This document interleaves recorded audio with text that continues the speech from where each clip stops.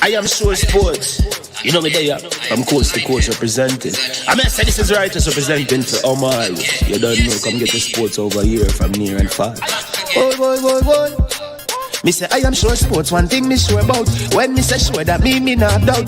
Come get your sports, get it over here. Come subscribe, repost and share. I am sure sports, one thing me sure about. When me say sure, that me not doubt. Come get your sports, get it over here. Come subscribe, repost and share. If me not sure, that me not say it. Know who score, that me not say it. Never know no game play, that me not say it. If me never see no game, me no know who play. For your sports news, better come over here so. For your soccer news, then come over here so. If you don't love sports, still come over here so. For the day done, you are gonna love over here so.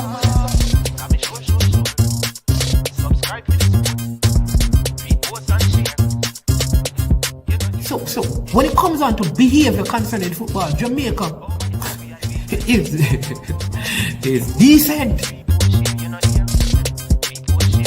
I am sure that if we can get all of these things done, set in place by the end of April, it gives us enough time before the World Cup campaign. Not afraid of no Brazil, no Argentina with these crap of players. We are good enough. Remember, like, subscribe, share. Listen, comment, let me know what your thoughts are. Trick Jerk Marinade gives your meats and vegetables authentic Jamaican jerk flavor. The spices are directly from Jamaica. Spices like jerk seasoning, allspice, Scotch bonnet pepper, fresh scallions, thyme, ginger, and garlic. The key ingredients to a great jerk marinade. 0% sugar and low in sodium. You want to try it? Made up of 18 Jamaican herbs and spices, add delicious, bold flavor to your next grilling experience. Flavoring sauce, a marinade, basting, condiment, or topping. Trick Nick Jerk Barbecue Sauce.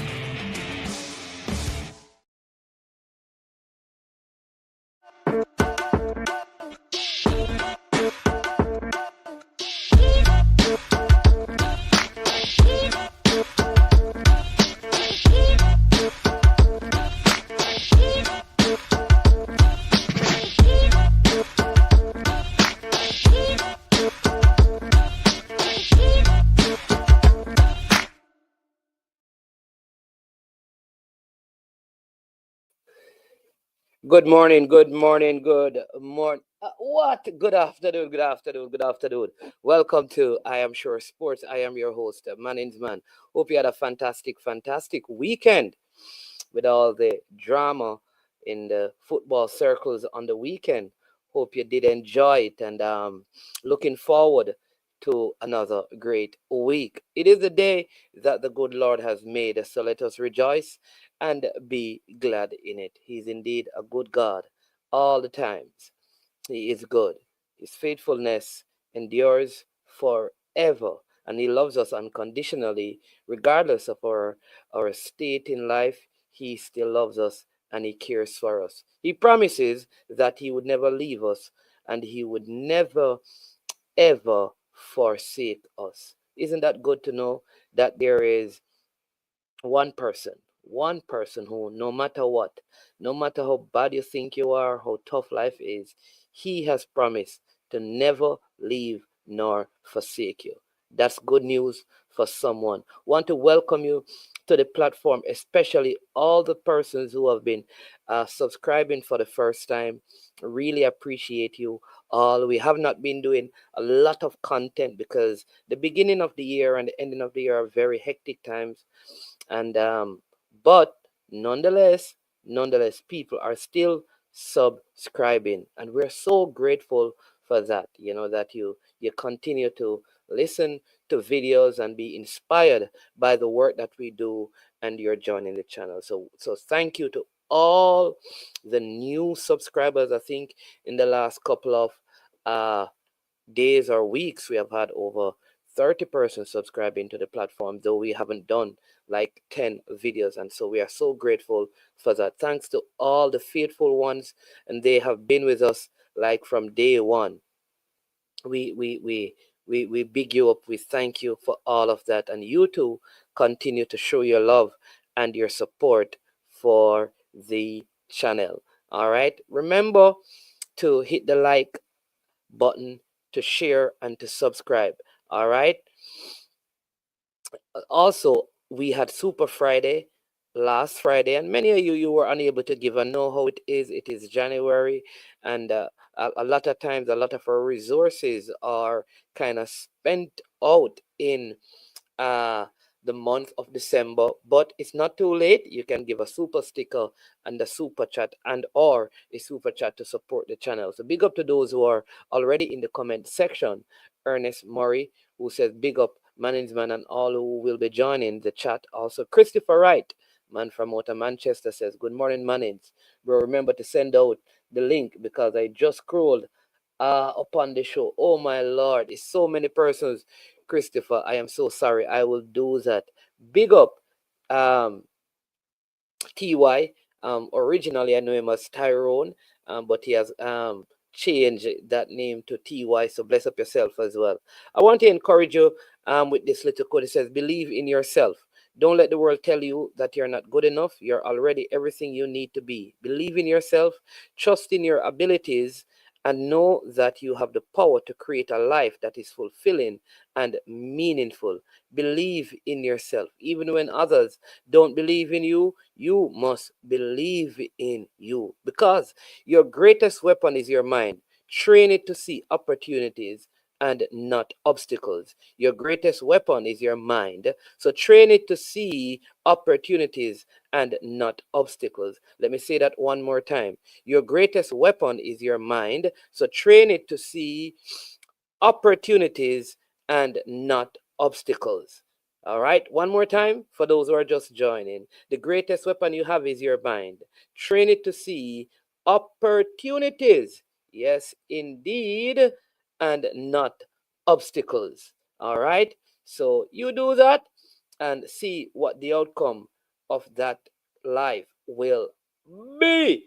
All right, we have a lot to cover, and we're trying to keep this show today to approximately an hour. So let's see if we can do that, because I know it's right in that time when people are coming back from lunch in their offices, and they're kind of making sure that they do as much as they can to get as much as they can done so they can get out of the office early enough at the end of the work day. All right, so this is not in the description. It's not on the thumbnail, because we use a consistent thumbnail, because we don't want people to come because we have an exciting thumbnail that has some mix-up stuff. We just keep the thumbnail as they are, so you just know consistently that is what we do. All right, because we're not here for the clickbaits and the likes and all of that. All right, we're genuine and authentic in what we do, so we keep it consistent so you know what to expect. All right, so this is not in the description or the title, but I need to speak to it. Now, recently I've seen a couple of videos where boys, young men,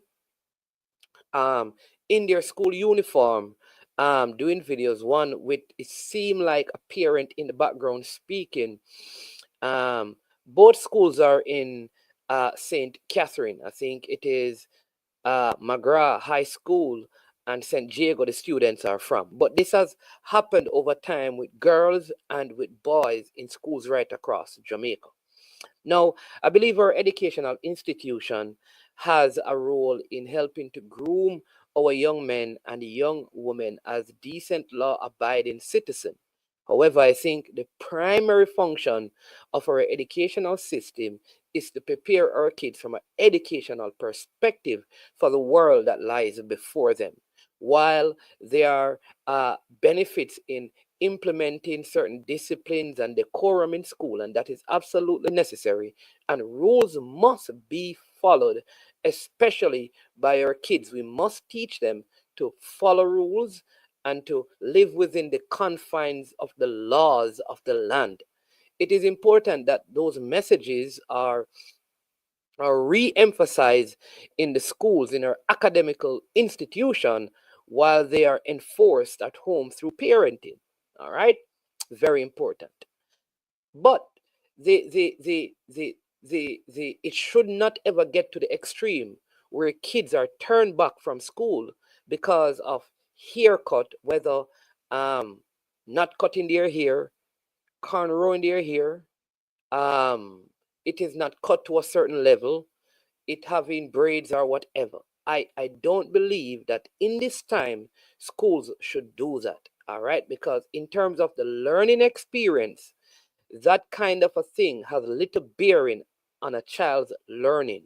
Now, I understand that many principals and teachers and school directors want to ensure that they are preparing wholesome men and women. But all of these kids are coming from homes. You must leave that responsibility to parents.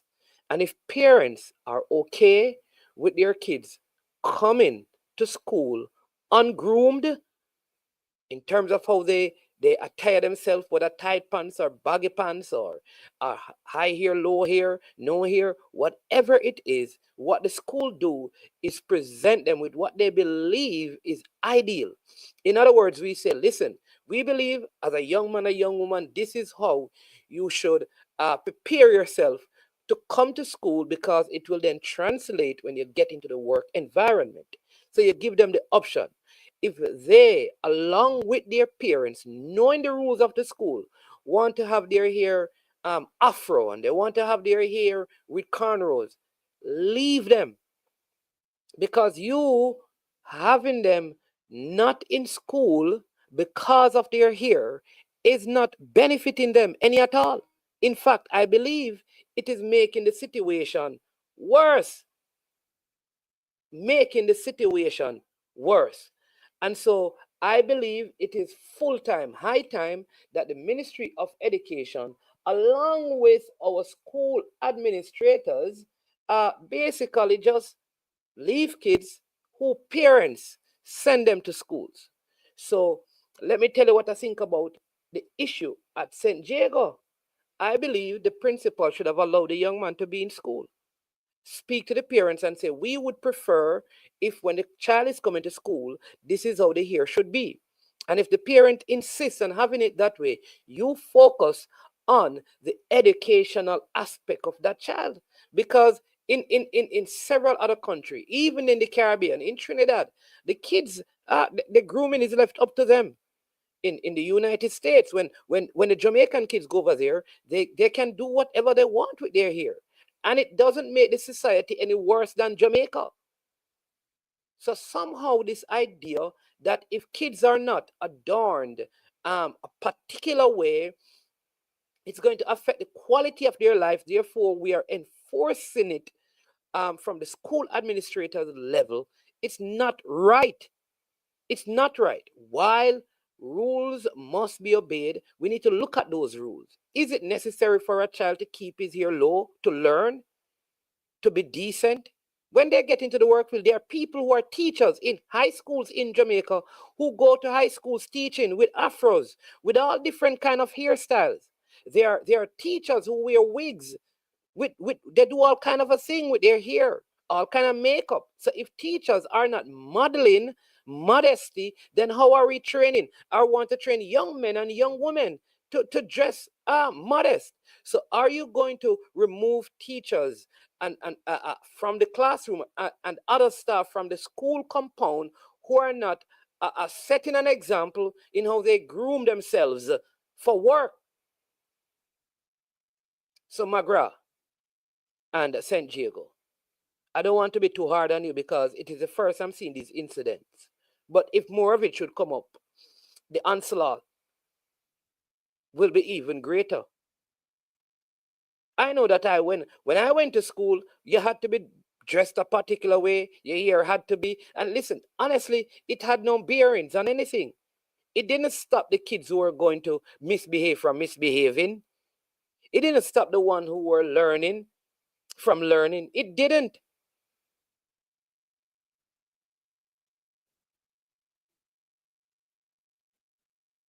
It didn't. It didn't. So this idea of sending kids home because their pants are too tight, madness. Do you just look at many of the teachers in our primary schools and prep schools and high schools?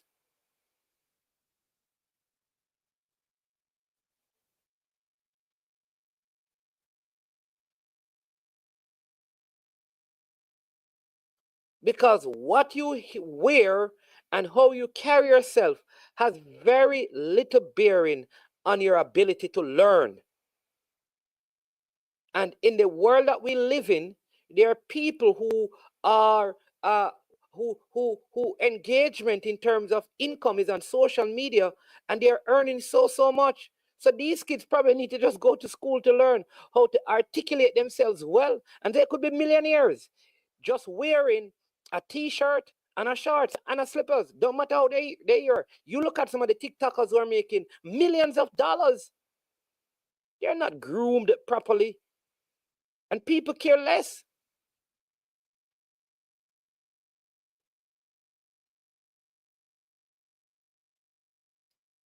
So while it's not on the thumbnail, I had to address that issue. So we need to revisit the book of law and rules that governs our schools.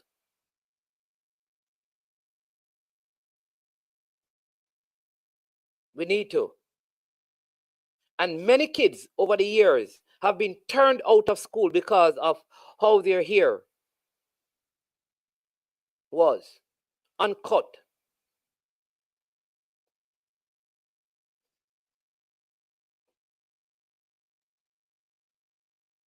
Fabi Frano, big up yourself, Gunners boss. Fabi Frano, go to the United States and tell me how those kids in the United States of America, in the public school system, even in some of the private school, they wear whatever they want to wear. They get up out of bed. Some of them only brush their teeth. They drive to school in pajamas, in what they slept in. Tell me how what you wear affect how you carry your hair. You have to tell me. Show me something scientific. Or show me the data that says, if I wear a jeans to school, I am not going to learn. If my pants is tight in school, I am not going to learn. If my hair is high, Fabi Frano, stick to football. Stick to football, my friend. Stick to football. No such thing. There's no such thing that attire have bearings on people's learning.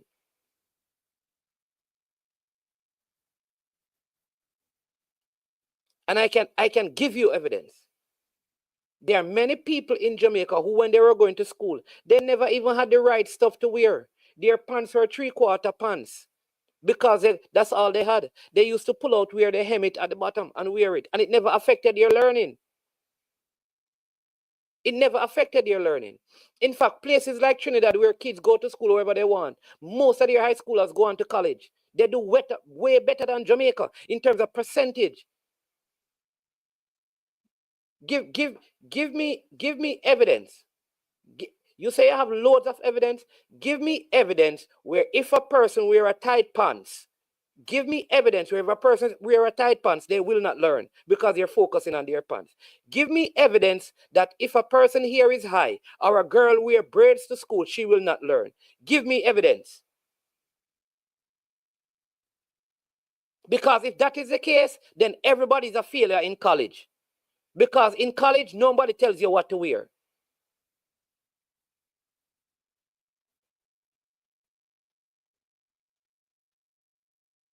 So, let me say it again.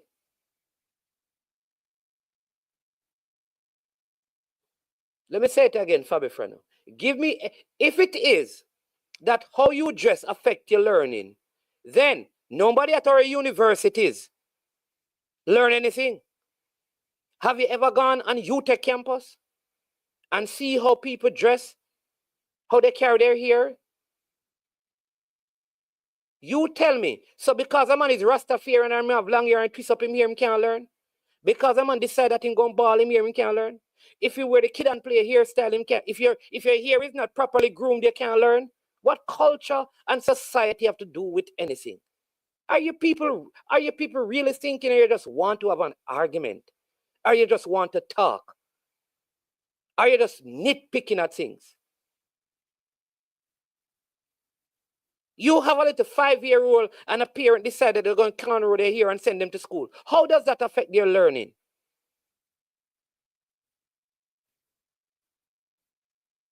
What you can say to me is that the schools are trying to enforce in them the idea of how to be groomed for the workplace. And in the workplace now, you can't even send people home for twisting their hair in the workplace, because people can work online and make way more money than sitting in an office. So before you comment, make sure you have evidence. You have proof scientifically. Or you can show me the psychological impact of people who have their hair ungroomed, not learning, and people who groom their hair are learning. You show me that, because you say they have lots of evidence.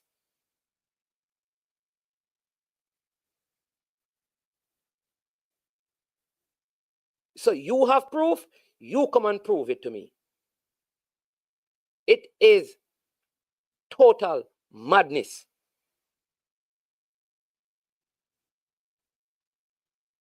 And if you listen to what I said in the beginning, there are rules. But if a school decides to send home a child because their hair is not properly groomed, how is that child learning when they are sent away from school?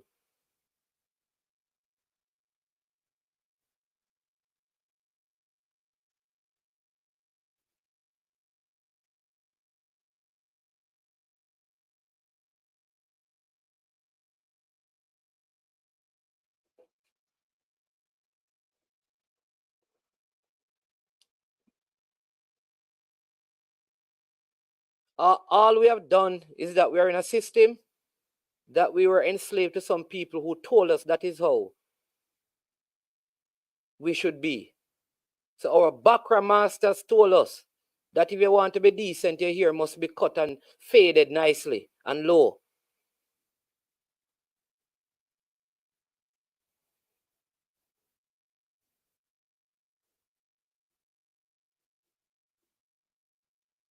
So I'm going to move away from that. But you have scientific and proof, and you have done psychological studies, Fabi Frano. I want you to present them, because you have lots of evidence of a person here being ungroomed and unkept. It prevents them from learning. You use when you have the proof, you call in after the 30 minutes. Now,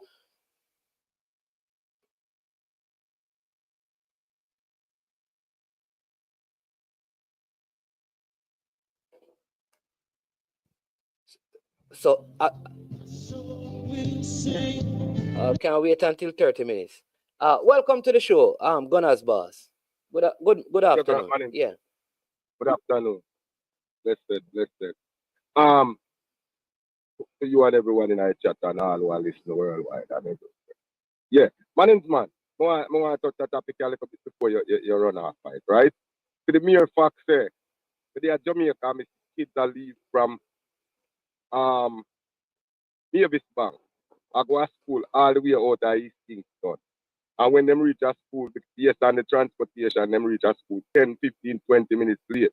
And them at the little youth don't know me, but they ask me as an adult, try to ask the security to sign in that school as in parents, because them have 30, 40 students with just late 5, 10, 15 minutes, and them turn them back to go home.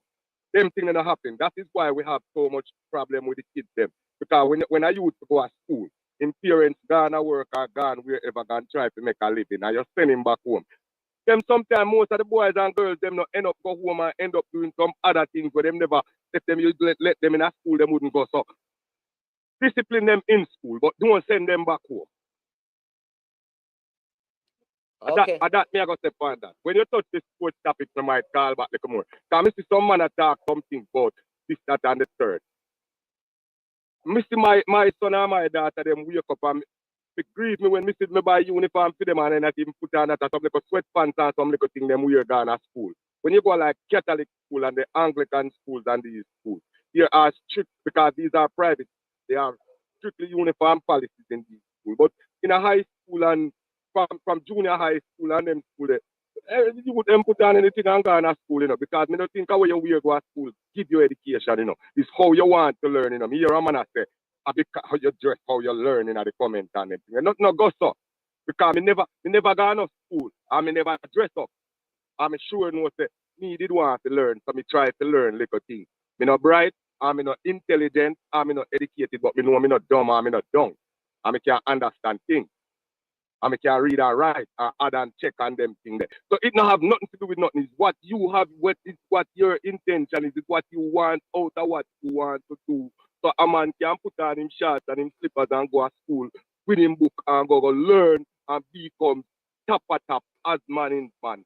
I saw it go. The youth, them with that youth and university, university and all these high universities. Not put on the uniform and nothing. Them drawing anything and going in a school with them book. And them come out from the presidents and CEOs and all these things of the world. Let me leave it right there, so. Yeah, man. All right. Respect Gunners boss. Good point. Good point. And listen, if you were listening to me from the beginning, I am not advocating for kids to break the rule. I would never do that. What I am saying to you, it is pointless. The rule don't make sense.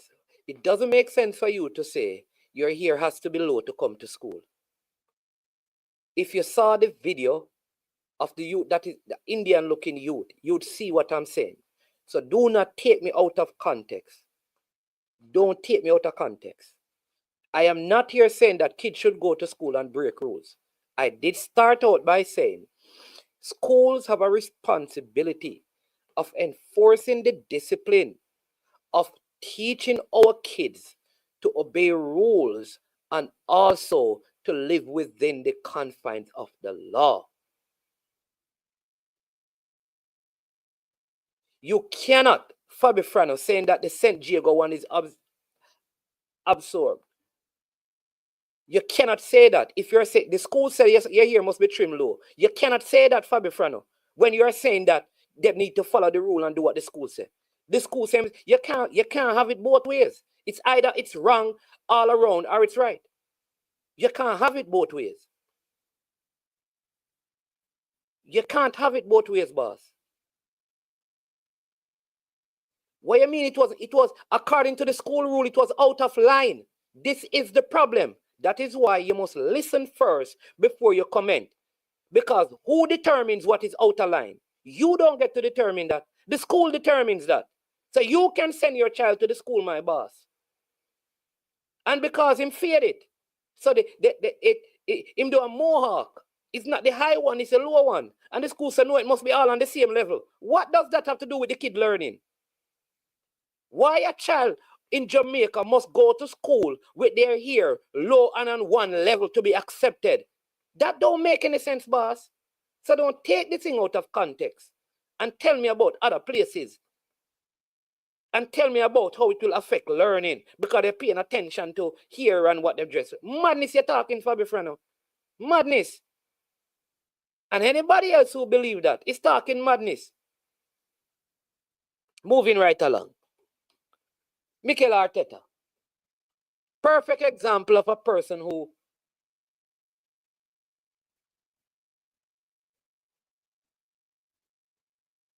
all right, Ernest Murray, all right? Let me say this. I am for discipline. However, I have seen indisciplined students make it in life. And some of the disciplined ones fail and are now in prison. So how you carry yourself has nothing to do with learning. All right? Right. I agree, Ernest, but I am still saying kids need to follow rules. So if I am a principal, a girl comes to school and she has her hair with braids in it, and the school rule says no braid, I am not sending her home. I am calling her parent and say, listen, we are trying to train your daughter to understand that in life, when she graduates from school, these disciplines are important. If the parent insists, listen, I can train my daughter, I just want you to educate my daughter. All right? So I want her to wear braids because as a parent, I don't believe that is going to affect her learning. And she's a well-disciplined child at home and she don't misbehave at school. Why the school is insisting that she takes her to her braid or she has to change her school? Don't make any sense. Moving right along. Mikel Arteta is a perfect example of one person who is, over promise and under deliver. As an Arsenal fan and supporter, I long defended Mikel Arteta from my time calling the radio regularly against one of the hosts on KLAS FM. It was at the time. who was adamant that he was not a good coach and thing. And Unai Emery should have been given an extended time and some money to spend. And I defended Mikel Arteta. I have watched him over his time. And for me, Mikel Arteta is acting like he's in the class of Pep and Klopp. And he's not. He speaks like he has accomplished so much. And therefore, he has a divine right to certain decisions and stuff. And he has not. I am not here wanting him to be fired. No. Think he should see out the season, regardless of where Arsenal finishes.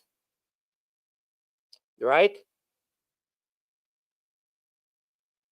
If they finish 6th, at the end of the season, make a decision. If they finish 2nd, at the end of the season, make a decision. Right now, I don't know if you know this, but Arteta is the 2nd highest paying football manager in the entire world. Let me say that again. Mikel Arteta is the 2nd highest paying football manager in the entire world, both at the international level and the club level. Mikel Arteta is the 2nd highest paying manager in the entire world.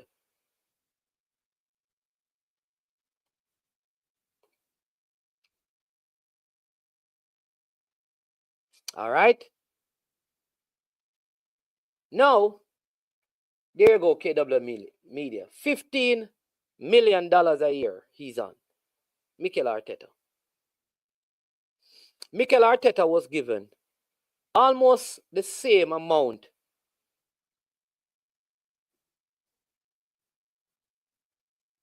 what you're saying, Jason Guna, he's not. Well, that's the information I have, you know, I don't know if you're saying it. Maybe you're saying that it shouldn't be. But you can correct me. I stand to be corrected. But that's the information I have. But I stand to be corrected, Jason Guna. Mikel Arteta, since he has been at Arsenal, has spent close to $1 billion. Oh. Okay, yeah, you're agreeing with me. Okay, all right, cool, Guna. Close to $1 billion. And yet, he has not solved one of the biggest problems that Arsenal has in the, I would say 4 years that he has been there, which is to get a striker. When he got Kai Havertz, he did not get Kai Havertz to play as a striker, because if you remember when he got Kai Havertz, he had Gabriel Jesus who was scoring goals, because to be fair to Gabriel Jesus, he was scoring goals, right? He and Zinchenko came from City and they helped the Arsenal club. So he never bought Kai Havertz to come into Arsenal to play striker. But Kai Havertz was struggling, poor form in the midfield area, and so Gabriel Jesus got sick, injured, and Nketiah, who Arteta believed would have come through, did not really come through in the way that he did. So Kai Havertz was given the opportunity. I think he scored some 14 goals last season. And for that reason, I don't know what Mikel Arteta did. All right? Now, I still believe that he has, even with the injuries, a good enough defense, goalkeeper, midfielders, and a couple of players up front that can still push for the Premier League if Liverpool fumbles and stumbles. I did tell people a few weeks ago that I believe that in the Premier League, I said from the end of December, which is the beginning of January to the end of the season, City not losing and next match in the Premier League. Highly improbable, but I believe that City can still win the Premier League title. Here's what I like with City. They have seen their struggles and they have already started negotiation, finalized negotiation to plug the gaps. You can see that Kyle Walker is also planning on leaving, going over to, in probably Saudi Arabia or Qatar, one of those leagues, which means that they're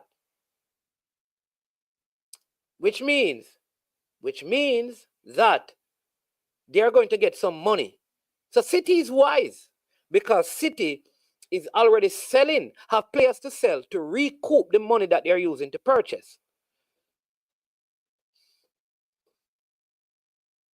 Arteta, who says that the club has money to spend, that's what he said in a few days ago. Need to go out and spend, I believe, $150 million in this January window on a winger to replace Saka because no one at the club is good enough right now to produce the same, and a central striker. I personally believe that there's something in Kai Havertz's contract that says he must play a certain amount of games in a season, while Arteta continues to insist on playing him. He has done some good because I'm not here to beat the players or to beat Arteta, but he needs to come down to reality. He's sounding like Arsene Wenger at the end of Arsene Wenger's time, but he has not accomplished as much as Arsene Wenger in terms of trophies and championship. All right, let me get to the players. Because I've said to people, I have a friend, he's normally on the platform, before the game, tell me that Martin Odegaard is a phenom, one of the best.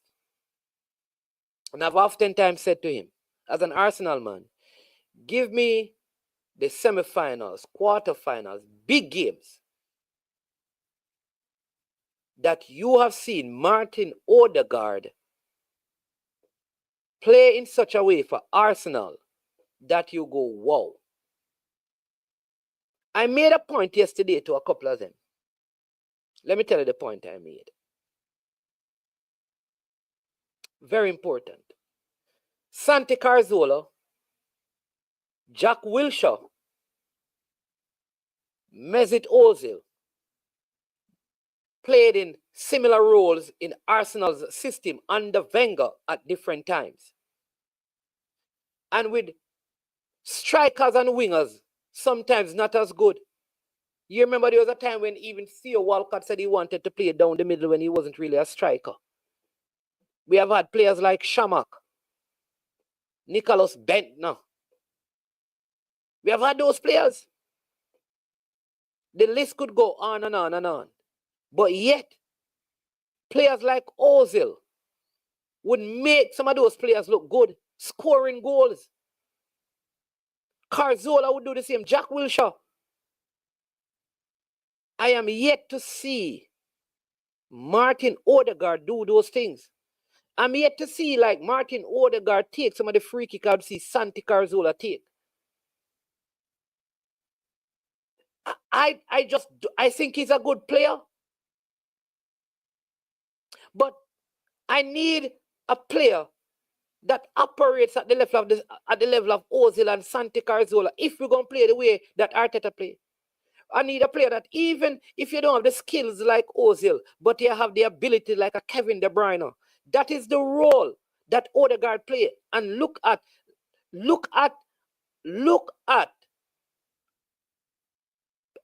Kevin De Bruyne at City at his best.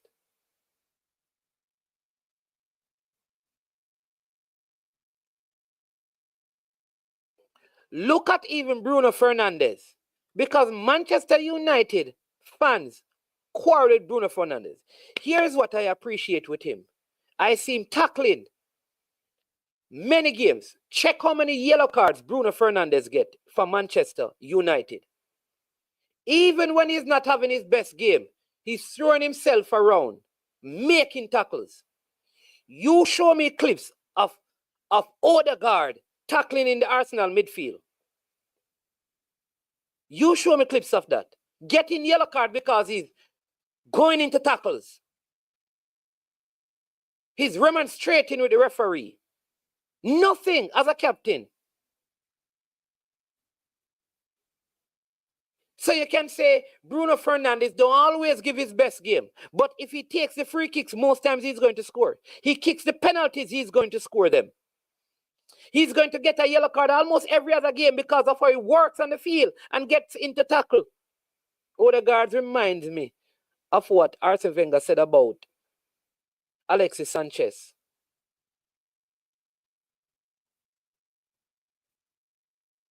You know what he said about Alexis Sanchez? That people would see Alexis Sanchez sprinting when he has lost the ball and swear that Alexis Sanchez was going to tackle. But his sprints are very fast. And then when the ball is moved, he stops and starts walking. But because we're not seeing the whole field, we think that the man is working hard and tracking back and tackling. Odegaard had a bad game yesterday. All right, DW, your opinion. You tell me, when we played against the City, the big games, give me one of the big teams that Martin Odegaard was the man of the match. Tell me a big game that Arsenal played against one of the top teams, or when we were in some semifinals or something that he played, that you looked at that game and said, he is the man. Come on, man. Come on.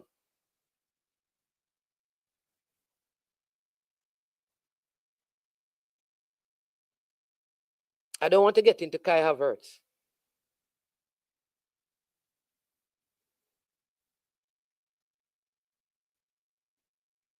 Because, I mean, everyone is subject to their own opinion, you know. I am telling you that when I think about Odegaard at Arsenal, I don't see Kevin De Bruyne ability. I don't see Mesut Ozil kind of ability. You see that? I don't see that from him. I have to search hard to find games where I see him play like Santi Cazorla. But I will tell you the truth. Though Manchester United are 10 men, Manchester United is not a good team. They're not better than Arsenal. They have a good coach. And on the balance of play, I think Arsenal should have won the game. I also believe that Martinez should have been red carded. Because after he got that yellow card, he made a very poor tackle on Odegaard and should have received a second yellow. So Manchester were lucky that they ended with 10 men because they should have had 9. So I'm not just talking about the game against Manchester United. I'm talking about overall play of this team.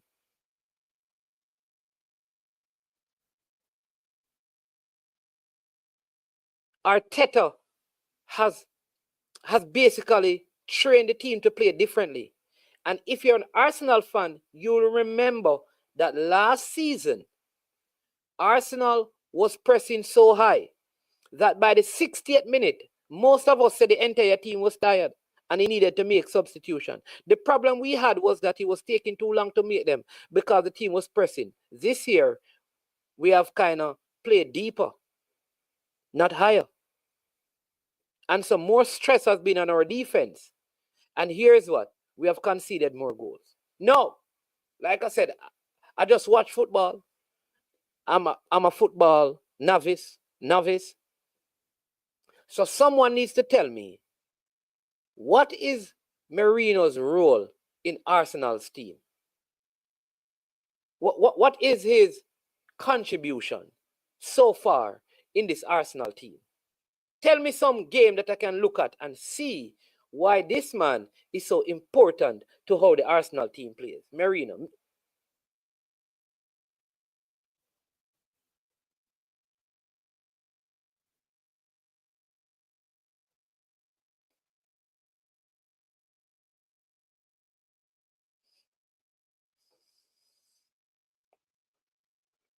Yeah.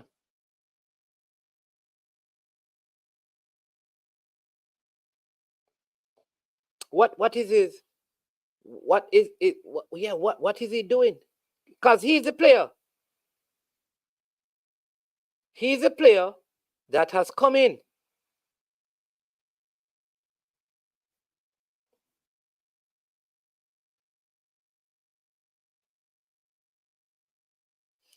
One of the players that we fought in the transfer market to get. What has he contributed?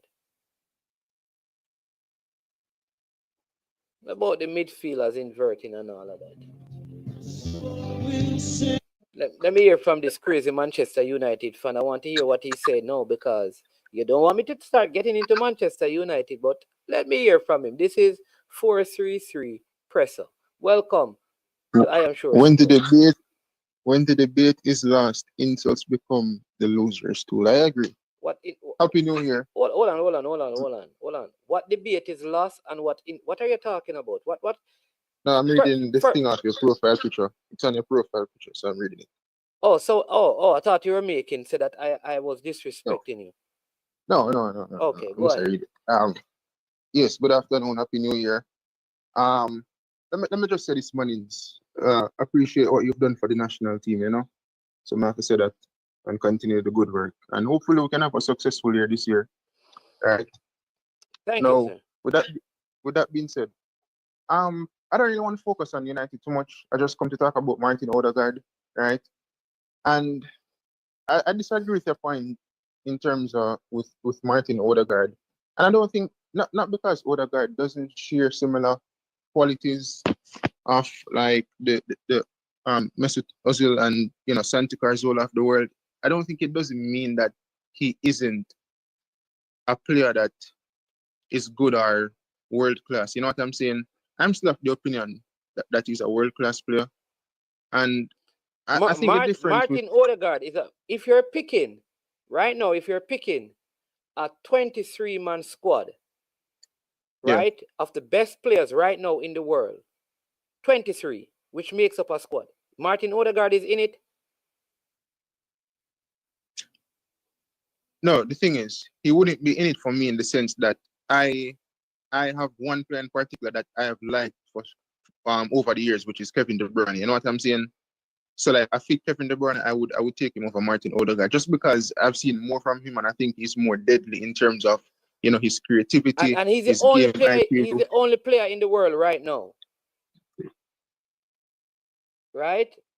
He's the only player in the world right now that you believe, like you would say compared to Kevin De Bruyne right now. Like if you were going to take a player and De Bruyne were not available, right? Mm-hmm. And all the other players who play in that position available, are there any other player in the world that you would rather over Martin Odegaard? Or he's the next one after De Bruyne? Not really, no. I can't think of anybody off the top of my brain right now that I would say I would take over Martin Odegaard. I know that I would take Martin Odegaard over Bruno Fernandes. And the reason why I would take Odegaard over Bruno, I think he's more fine-tuned in terms of his gameplay and his passing. Oftentimes, I think, Bruno is playing some Hail Mary passes, and sometimes he's not measured with his passing. And I think Odegaard has that over Bruno. And I prefer when a player is more measured in his gameplay. You know what I'm saying? And I think Odegaard is that type of player. But, Manins, if we've looked at Martin Odegaard over the years, right, he has always been this creative player for Arsenal. I've seen countless times over the years before this season where he was, creative to the point where sometimes I was always saying, he should be more mean in terms of taking those opportunities for himself, in terms of taking shots at goal, because oftentimes he did find himself in goal-scoring positions. But because of how creative he is, he's always looking for that final pass to get his teammates into the game by, scoring a goal or whatever the case is. But I think this season, with the injury that he sustained, and with Arsenal having their own issues in terms of like Bukayo Saka being out, etc., Thomas Partey not being in his rightful position, I don't think we've actually seen the best of Martin Odegaard, because if you look at the past or the previous 2 seasons when Arsenal had that right hand side at their strongest with with Ben White as the right back Saka down that right-hand side, and Martin Odegaard playing off that right in the midfield three. I mean, Arsenal were superb in terms of attacking down that right-hand side in terms of the link-up play between Ben White, Martin Odegaard, and Bukayo Saka, and we haven't really seen that this season. I think there's one game in particular I can remember where they were exceptional down the right-hand side, and it was against Wolves when you guys played at home. I don't remember who was playing, right, but I know that Martin Odegaard and Saka, they were linking up the 1-2, Saka getting in behind. But, and I remember, Mannings, whenever people talk about Arsenal right-hand side, I think you have to remember Martin Odegaard of the past in the previous seasons and not this season. I heard you mention something about him being a captain and his leadership in terms of, like, you know, tackling and whatever the case is. I hear you mention Bruno Fernandes, but sometimes you, as United fans, Mannings, we've accused Bruno of doing stupid things in terms of his tackling, because sometimes the tackles that he makes is not something that you necessarily have to make, because guess what? You put yourself in trouble in terms of getting out and whatever, and you're on the line, you're on the borderline or whatever the case is, and the manager's like, you know what, I have to go take you off now because that was a stupid yellow. And because how rash Bruno is at times, and we've seen that this season, he gets sent off, you know? So that's also a point I disagree with. But what I will say, Mannings, there's something in Martin Odegaard that is missing, in the sense that, like, when you look at a captain, he should, like, galvanize the squad, right? He should, like, galvanize the squad. But there's not, I don't see that in him. You know what I'm saying? I don't see that in him as a captain. So that I will say. All right. So you would not take, somebody said that you wouldn't take Danny Almo over Martin Odegaard. No. Okay. All right. So after Bruno Fernandes, the next player in world football that you'd have would be Martin Odegaard in that position above Bruno Fernandes. And you don't believe that Bruno Fernandes works harder in the middle of the park without the ball than Martin Odegaard? No, because sometimes Bruno runs around like a headless chicken.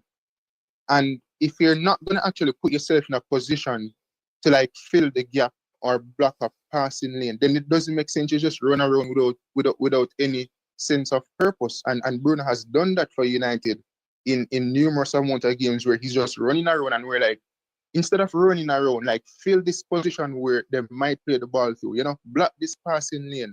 So a player can show that he's running around, but it doesn't necessarily mean that it's benefiting the team in terms of, like, the team when the team is defeated, right? Okay.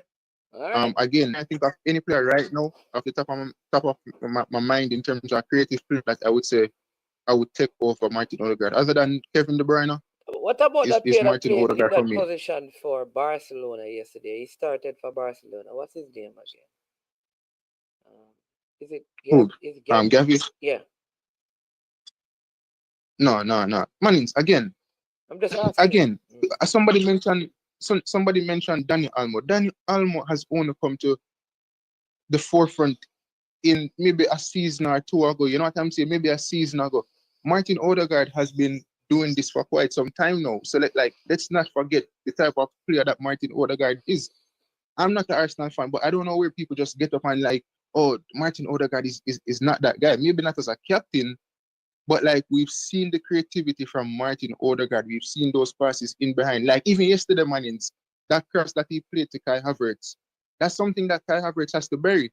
And you said something just like how you said that we're playing him, Santi and these guys, just like how they made players look good. I mean, sometimes the strikers for the players in front of goal, they have to make the midfielder look good too by finishing the chances. So sometimes we have to look at these midfield players and look at the chances that they create and say that, are the strikers or are the wingers finishing these chances, so that we can look back after the game and say, you know what, him finish that chance there with the midfield player game, and we can say, yo, that midfield, they have a good game. Sometimes midfield good game, but just because a man finish the chance or whatever, we're like, you know what, they never have a good game. Just because they never get an assist. But did they create enough chances? Sometimes they did. But sometimes the striker, them and the winger, them have to make them look good as well. Somebody, Ideal Football is saying, Musiala or Wirtz. Yeah, two good games, but I'll stick with Martin Odegaard. All right. Manchester United. All right. Blessings. Yeah, but all right. Big up. Yeah, man, big up. The people. Arsenal fan. So the coach is not the problem. The players are not the problem. What is the problem then? Because all the players are good. The players are playing well all season. The coach is good, making the right decisions. So what is the problem then before the game?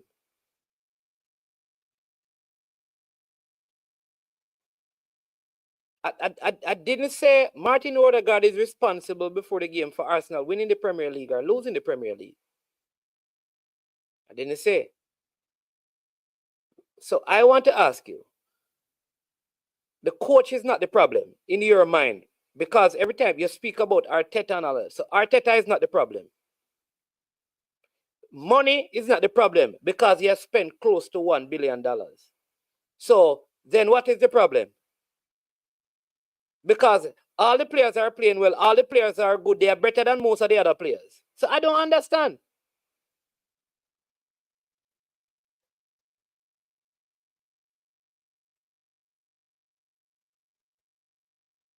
Okay, all right. So before the game just answered, behind the scenes is the problem, people. That is the problem. Behind the scene, before the game, I should change the name to behind the scenes. I need to change the name to behind the scenes and move this before the game. You need to be named behind the scenes. I need to change this name to behind the scenes because I don't understand. I don't understand. I don't understand. Why can't we say Arteta is having a poor year as a coach? Why is it so difficult? I'm not questioning his ability, but I don't think he's where he thinks he's at. Big up Brain Drain. Brain Drain, big up yourself. I was asking for Brain Drain the other day, I needed your advice on something, medical. It can't, but come on, it cannot be lack of leadership, because when I call out Martin Odegaard for his captaincy, I'm hearing how good he is. Here at Manchester United just tell me. So we don't have any problems, right? We don't have any problems. We don't have any problems. I don't know. Because if we say Arsenal have problem, the fans are saying that there is no problem. If we say something is wrong with the coach, they say nothing is wrong with the coach. If we call out players, because nothing is wrong with one thing I know it before the game, Declan Rice is the problem. And he said that Ben White was a problem. He said that Declan Rice was a problem. Saka was a problem. And Ramsdale was a problem. So the four problems with Arsenal, according to before the game over the last 3 seasons, were the players from England. Arsenal sold Ramsdale, so we had 1 less problem. Ben White has been injured, so we had 2 less problems. Saka is now injured, we have 3 less problems. And Declan Rice was sitting on the bench, 4 less problems. And the team ain't looking any better, my boss.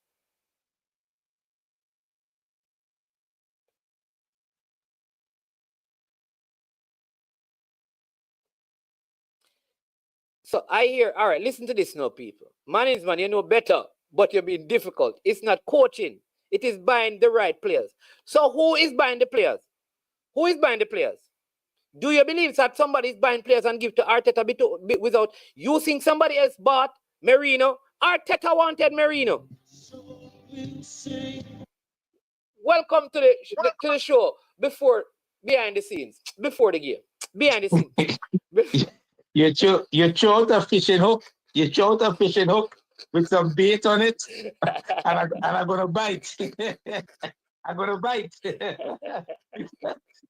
because you're calling me out. So don't worry, I don't take the bait. I don't take the bait.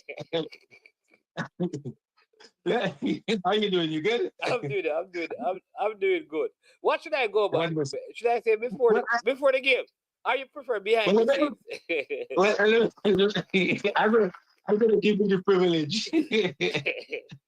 So let me ask you a question. Has Arteta improved Arsenal since he took the job? Has Arteta Improve Arsenal. Arsenal. Yeah. The team, of course, the team has done better. How has he improved them? How? Our position. Yeah, let me just say this: our position in the league improved, but the coach that we had before, Arteta, was also improving our position in the league, and he did not get as much money as Arteta. He did not get as much time as Arteta. So while I'll give him credit, but it doesn't mean if a next coach was given the resources that he was given financially and the time that he was given financially, we would not have been in the same position. That coach is at Aston Villa at the moment, right? And he improved Aston Villa. And yeah, but he's not he did improve them. And before he came to Aston Villa, he improved the team that he was at. So, but he's not ahead of Arsenal, right? He's currently 8th in the league, right? Yes. Right. Arsenal over the past 2 years came 2nd in the league, right? With improvement in every aspect of the game, right? Whether we're talking tactically, performance-wise, the aggressiveness of the team, player development, player recruitment, right? He's improved the team in many different ways. Do you agree with that? Who do you say that Arteta has improved at Arsenal? Say that again? Who do you say also that? No. I am saying to you, I'm just listing areas that I believe, and most people would agree with, that the team has improved under Arteta, including the last time Arsenal played Champions League was 2016-2017. He even put the team back into Champions League, right? Okay. So there have been tremendous improvement under Arteta. But my point is, I believe that other coaches could have even gotten more if they were given the resources and the set time that Arteta was given. Right. So you could believe that, but we wouldn't know that, right? True. Because remember, there's 20 teams in the league. How much money has Manchester United spent? In the time that Arteta has been there? Yeah, and how much managers have they gone through? Well, they have spent less money. You know that only Chelsea has spent more money. Hold on. Do you know that only Chelsea has spent more money than Arsenal? Right. Where's Chelsea now? We can't say that we know these things when. But what I'm saying, right? That's true enough. We can only deal with. Let's deal with what's in front of us right now. Yeah. After Arsenal is 2nd in the league, 6 to 9 points off the top. The team has not functioned this season anywhere close to where it was in the past 2 years, right? So I think if you're an Arsenal fan, I think there's reason to be hopeful that it would get better, right? Because right now the team has injuries, there's a number of things going on that we're aware of. But there are also things that might be happening that we're not aware of. We don't know why Edu left. And I guarantee you, they would have had players that they were looking at signing. They would have been planning for the next how many years? They would have known who they wanted this window, the next window. We don't know if the owners stopped them from getting a striker. We don't know that. But you can't be telling me, right? To look what is in front of me and then telling me to check. I don't know what is happening behind this. No. I'm just pointing out we don't know that, so we can't consider that. Here's what I know. I know that Arteta get Merino to come to Arsenal when we could have used that money to get a striker. That I know. Yesterday there's a young man, I believe it's a young man that is, he normally changes the premise of the argument, right? We're not talking about Mourinho right now. We're talking about Arteta. No, we're talking about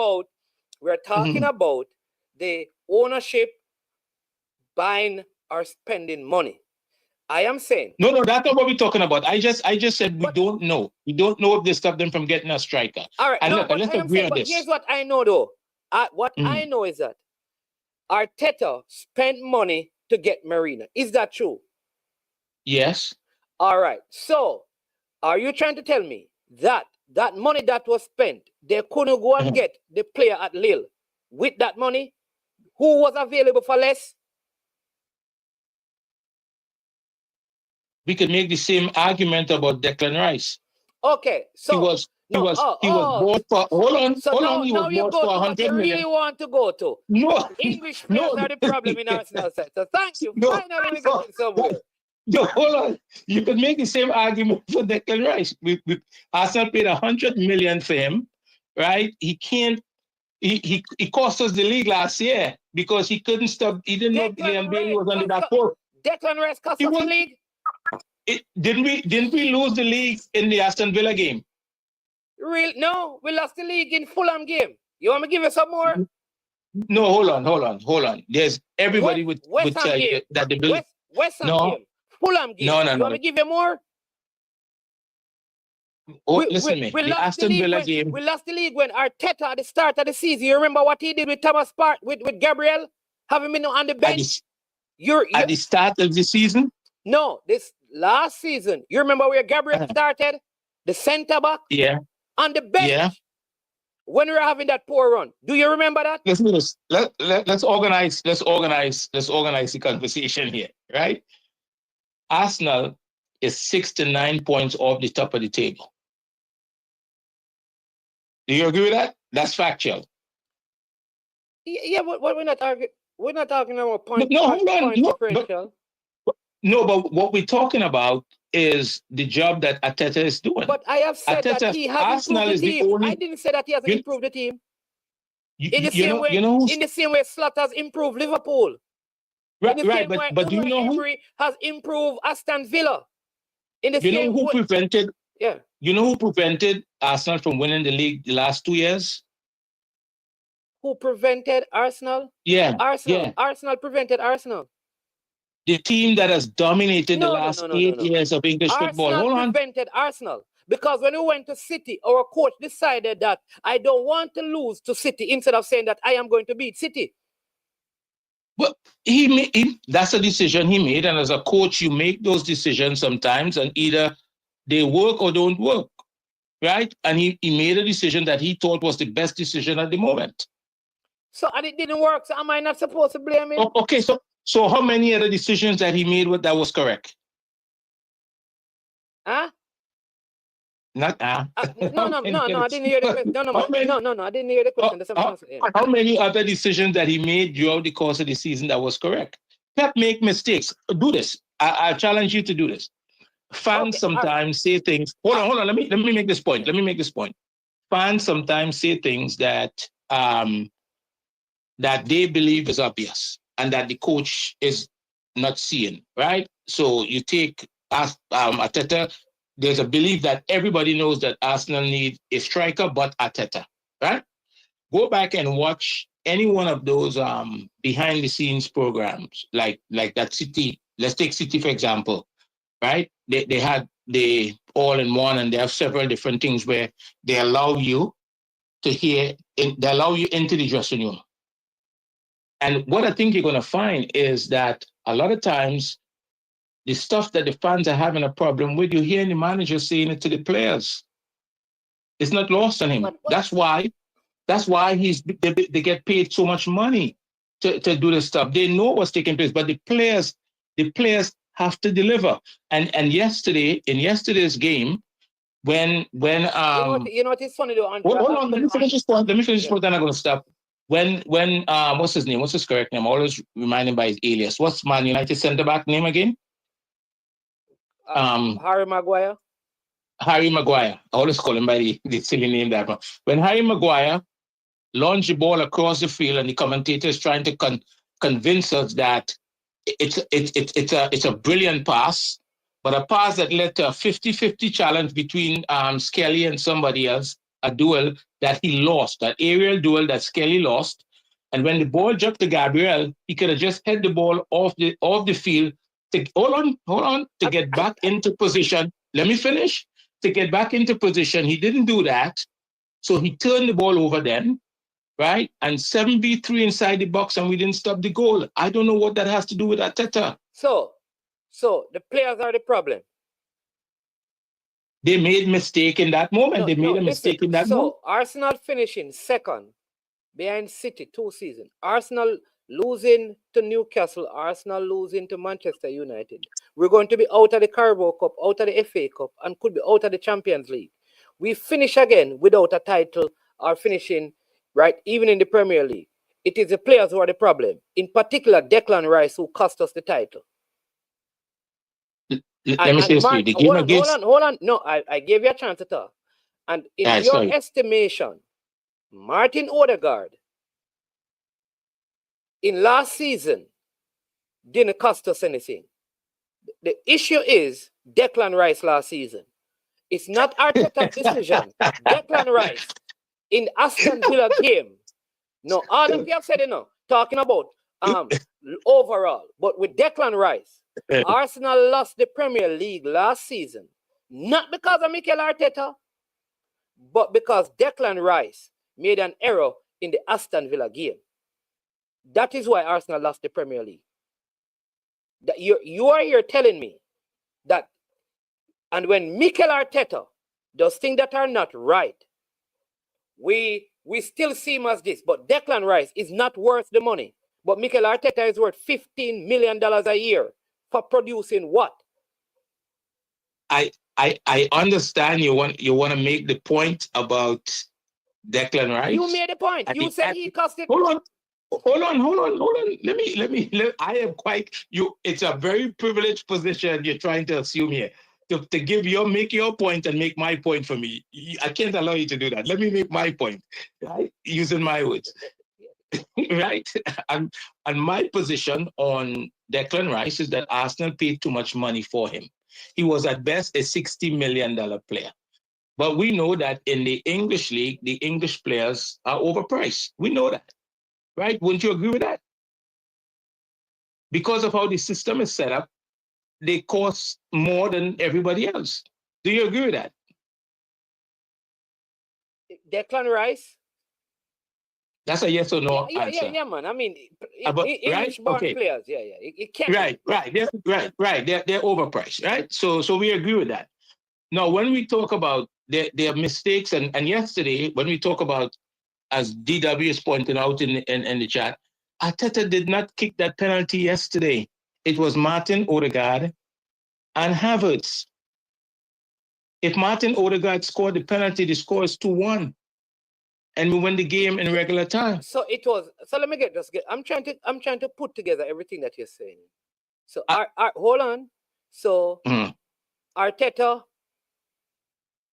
did not choose to get Kai Havertz. He did not make the choice to put Kai Havertz to play as a striker.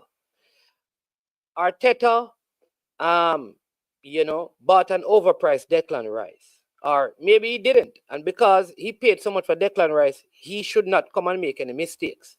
All right? Arteta is not responsible for Thomas Partey playing right back at the beginning of last season and Gabriel being on the bench. That is not Arteta. It's just the players. And the players go out there, whatever position he puts them in, even if it's not their best position, they have a right to perform.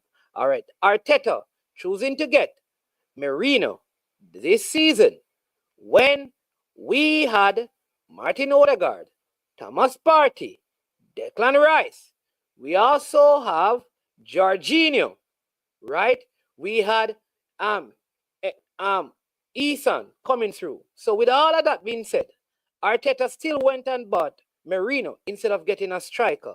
It's not Arteta's fault why we don't have a striker at Arsenal. But Kai Havertz was worth 65 million, but Declan Rice wasn't worth 100.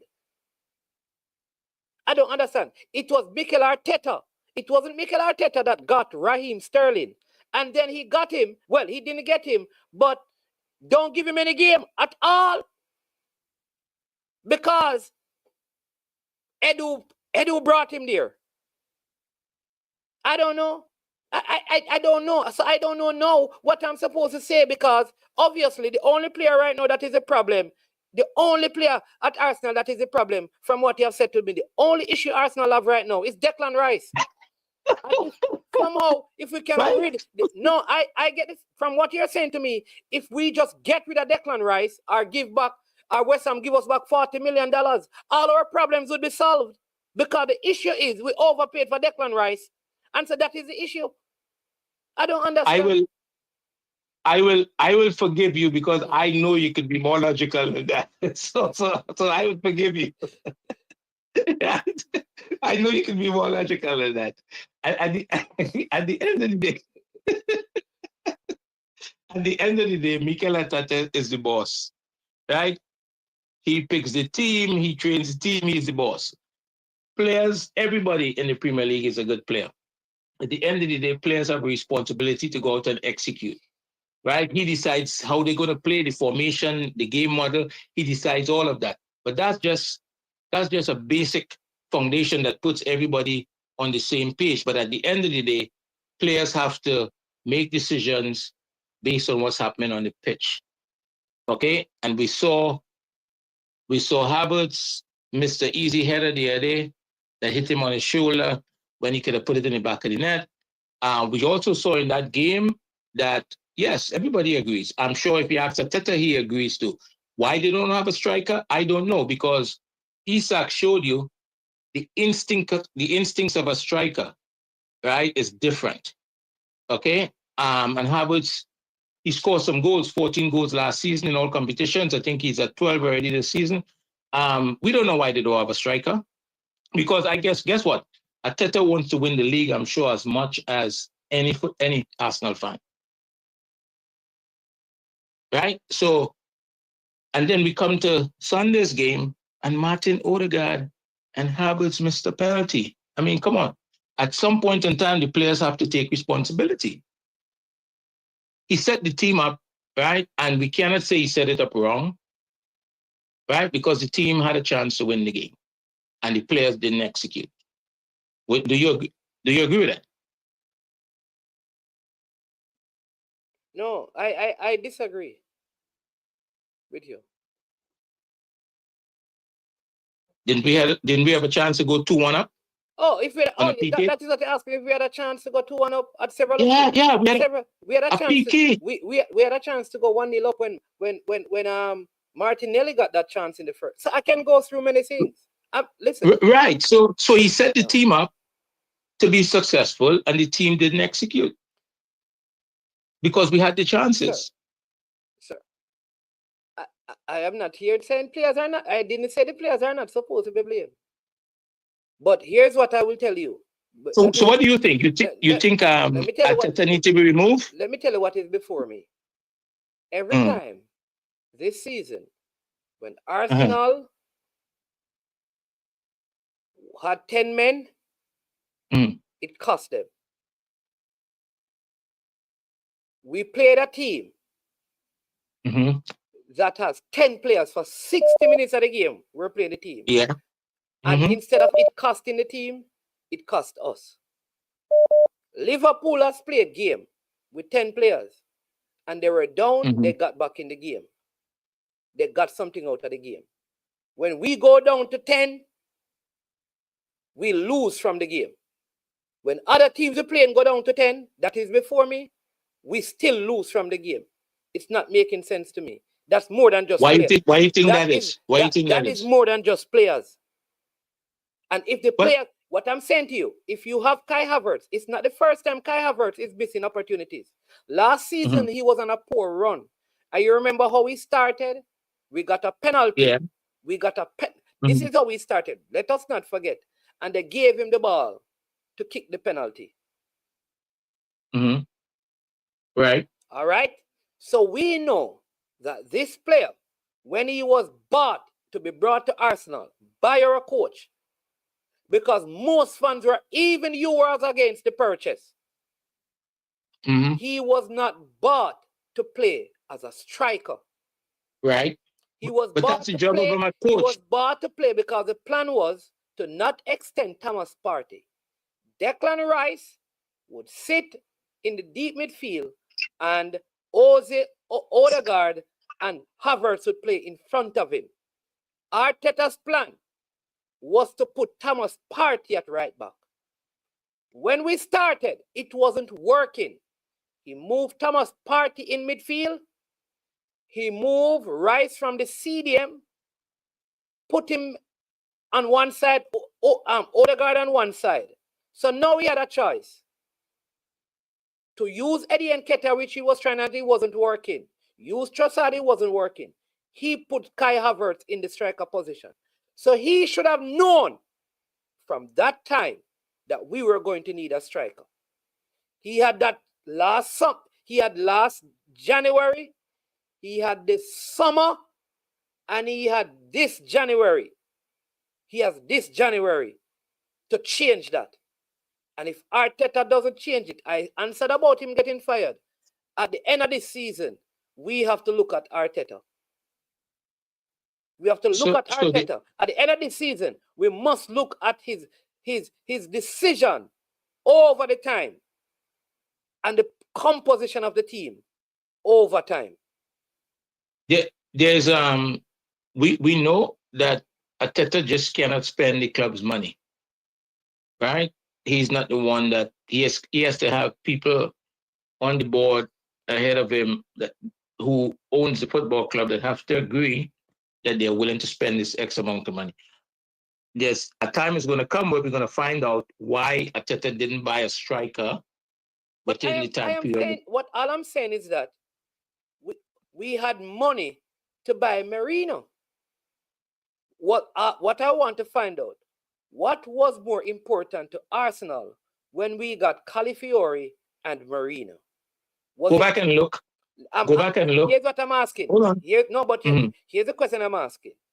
When we got in the summer, good defender, Calafiori, Merino, good for Spain. My question is, at the time of the purchase, wasn't it clear to Arsenal fans that the most important need to plug in this side was a striker? No, it wasn't clear. Really? Arsenal finished the season with the lowest goal concession last season.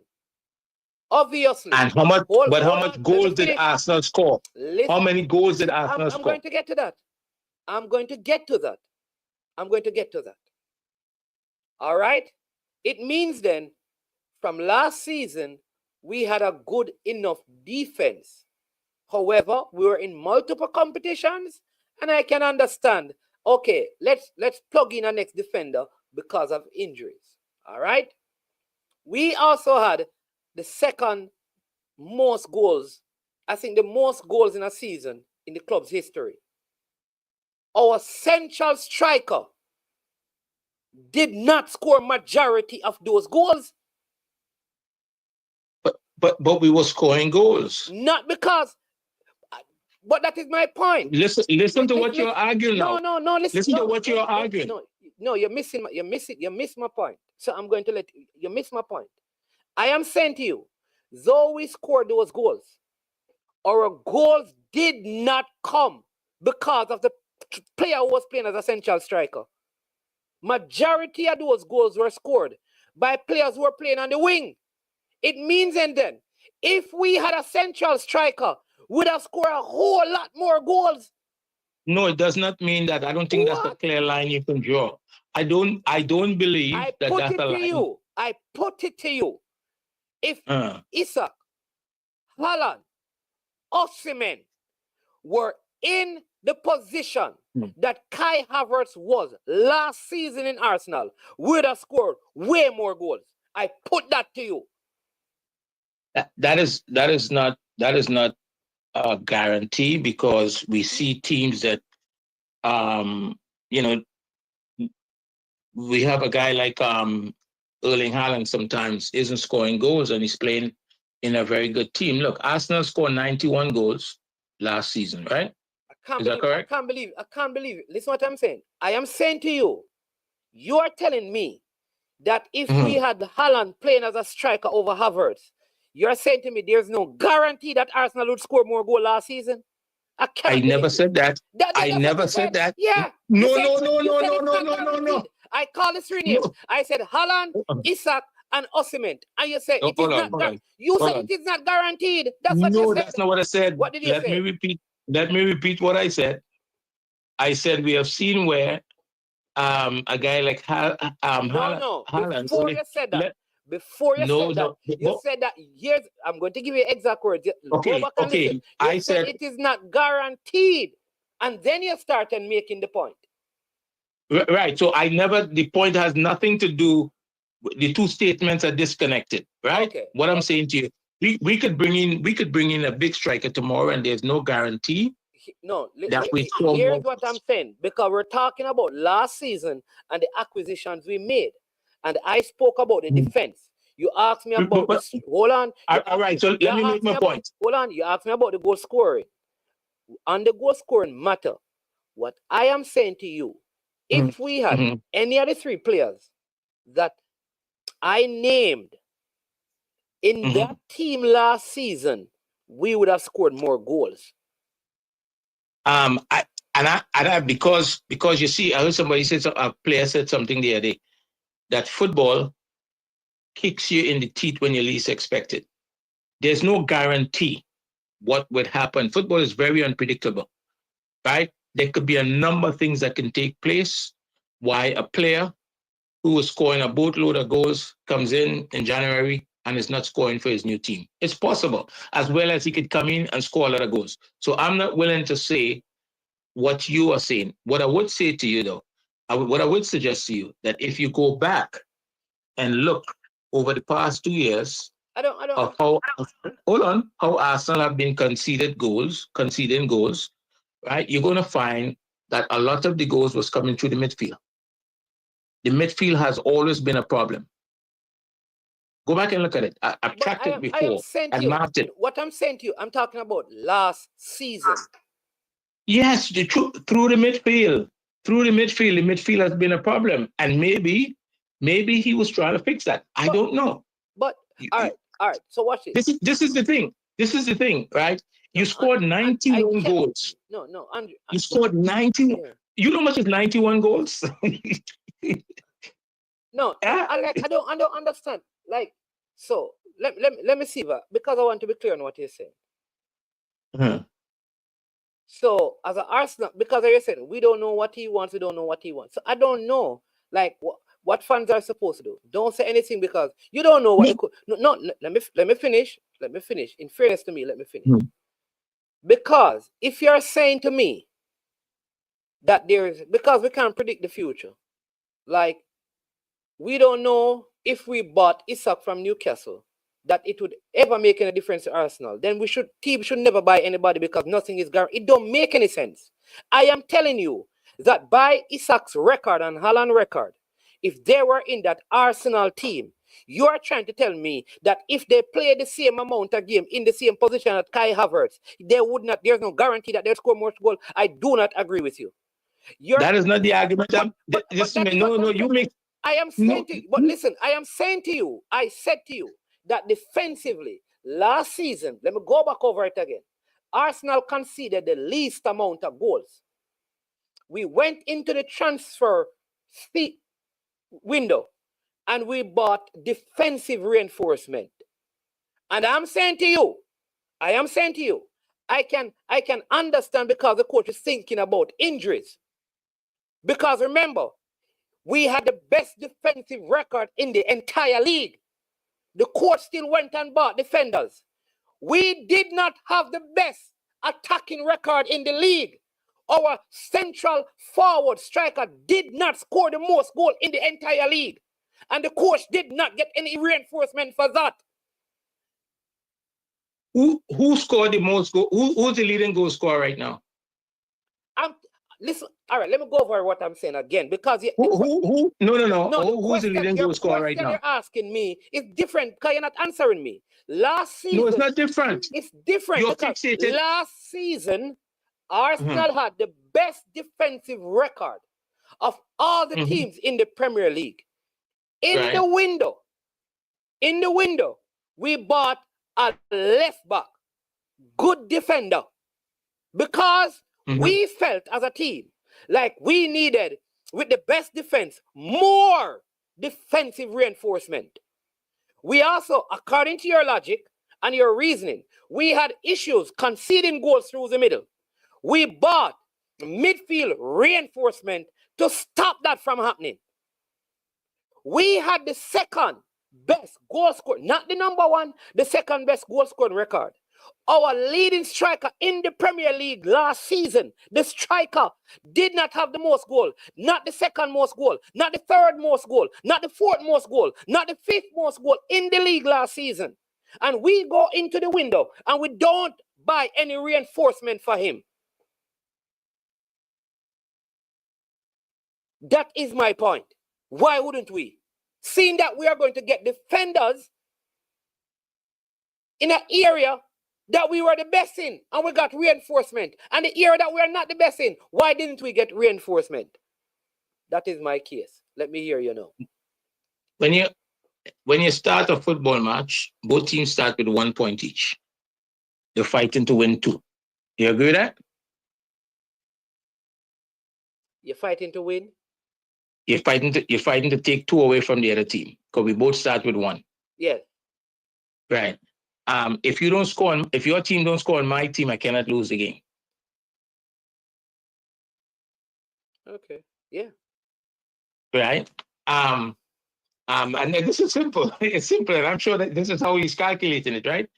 You ever heard the saying that defense win championships? City won the championship and they never had the best defense. Hold on now.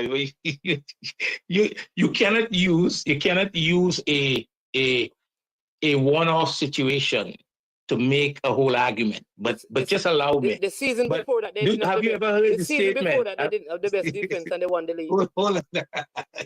You see, you know what you did? I am allowing you to make your argument. No, you asked me a question. All right, I'm not going to answer that. No, I want you to answer me, but you're trying to bring in extra stuff. I'm asking you a very simple question. Have you ever heard this statement that defense win championships? I have heard it. I don't agree with it. So you don't think you need to be good defensively to win. So if you don't have to be good defensively to win, you obviously have to score more goals than the opponent. You see, I've just twisted what I've just said. You asked me if I've ever heard a statement that says defense win championships. And I said, I have heard it and I don't agree with it. You know. Okay, what do you... Here's what you said. You said, I said that you don't have to be good defensively to win championship. I didn't say that. Okay, so... All right, so help me. What do you believe? What do you believe? I believe. What do you believe? In the sport of football, the best team on both ends of the pitch for the season normally wins the championship. Right. And Arsenal was good defensively, right? But they were not the best attacking team because City was very good defensively, but were also good offensively. And so they won more games. So they won. So games that we drew last year, of the 5 games that we drew, if we had Isak, he would have probably scored a couple of goals and we won. Arsenal scored 91 goals, right? That means everybody in the team was scoring goals. Exactly. I like that idea. I like that idea. My point. You're making but however, because now you're not going to want to talk about this, who is the leading goal scorer in the league this year? So far. In the league? In the EPL, who's the leading goal scorer? I need to check because I think it is between Haaland and Salah. But I tell you, it's Mohamed Salah. He has 18 goals. Salah has 18, Haaland has 16, Isak has 13, Mboma 13, Cole Palmer 13. What position does Mo Salah play? He plays on the right for Liverpool. Right. So he's a winger and he's the leading goal scorer in the league. And what position is Liverpool in the league? Liverpool is leading the league. Right. So hold on. The line. You can't do that because then Haaland has been the leading goal scorer, record goal scoring form. He plays in the central position. Alexander Isak. He's played in the best team that the EPL has ever seen in history. Isak is on 13 goals, having not played all games all season like Salah, because he has missed like 6 games.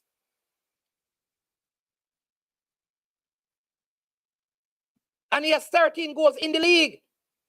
How much goals does nobody? Hold on. How many goals does Havertz have?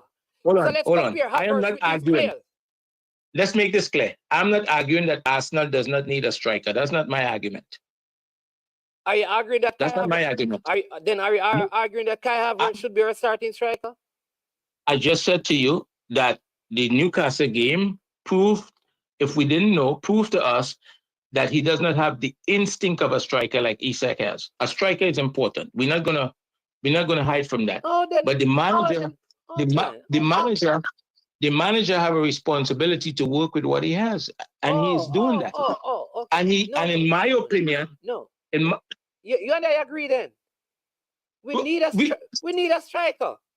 But nobody is going to disagree that, and I'm sure Arteta knows that as well. I'm sure Arteta knows. So there must be a reason. There must be a reason why they haven't bought a strikers yet.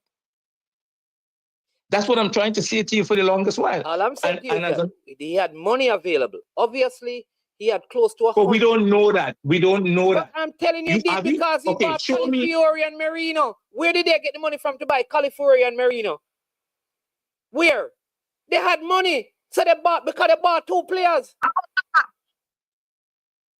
But they bought players where they believe if your team score 91 goals, and this is all hypothetical in terms of the needs, because we don't know for sure, and you believe that there's a problem, because I charted it out. All right.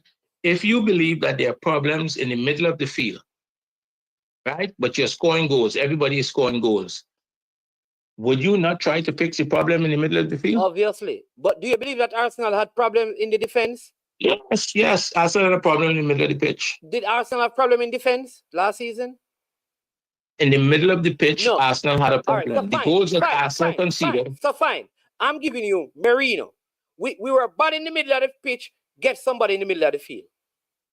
Partey was injured and wasn't playing well. Fine. Partey was not good. He wasn't playing well. He was injured. We needed somebody in the middle. Right. We needed somebody in the middle of the park. Let's get. Who did we have? We don't have nobody. We needed somebody in the middle of the park. Yeah. I know you're going to talk about Merino. I know you're going to talk about Merino. I am done. I am saying, fine. We bought Merino. Cool. No problems. Did we have a problem in defense? You're talking about in the back 4 or back 3? No. It was the best defense in the league. All right. So why then, if it is looking at where the team had problems, our central striker was not in the top 10 in the league in terms of the amount of goals that he scored last season. Our defense, in fact, when people were naming teams for the year, they had our goalkeeper. Most people had our 2 center backs. They had the right back, and we had Timber who was coming back. All right? So, my question is, weren't we having problems up front, and which one was the biggest problem? Leave the middle of the park. Fine, get Merino. Why then get Calafiori and not a striker? So you consider a team that scored 91 goals in the EPL to be having problems? With a striker.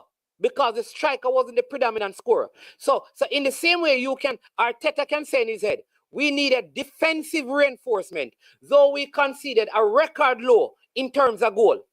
We scored a record high in terms of goal. We don't need no striker. But we need more defense. We always have to remember in these conversations, and this is where I have to remain in this space. We don't have all the information. We don't have all the information, so we cannot make those arguments as though they are factual, because he also bought Jesus,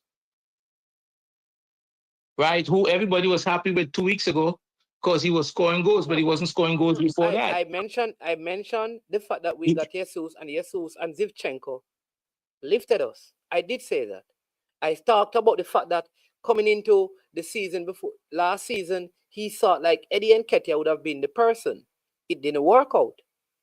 Right. So I am saying to you, so in the winter, he realized that he wasn't getting enough goals from Kai Havertz and Eddie Nketiah and Gabriel Jesus. We didn't buy a striker. Right? We finished second. Very good. And we don't know why. I don't know why. He used what he had. The summer came. He didn't replace them. He got Ryan Sterling as a backup to Saka. All right? So, why would he get a backup for Saka and not a backup striker, especially when one of the persons he was depending on, Eddie Nketiah, did not do well and was going to be sold? Can we just admit that, listen, on this matter, Arteta got it wrong, but he must use what he has to produce the result because this is his doing. That's all we have to come to, you know. No. We can't go there because we don't have all the information. We don't know why. Look, there was a lot of talk. I've not heard anybody from Arsenal say we want from Arsenal Football Club talk about wanting to sign Osimhen. But guess what? The fans were saying he's Arsenal should buy him.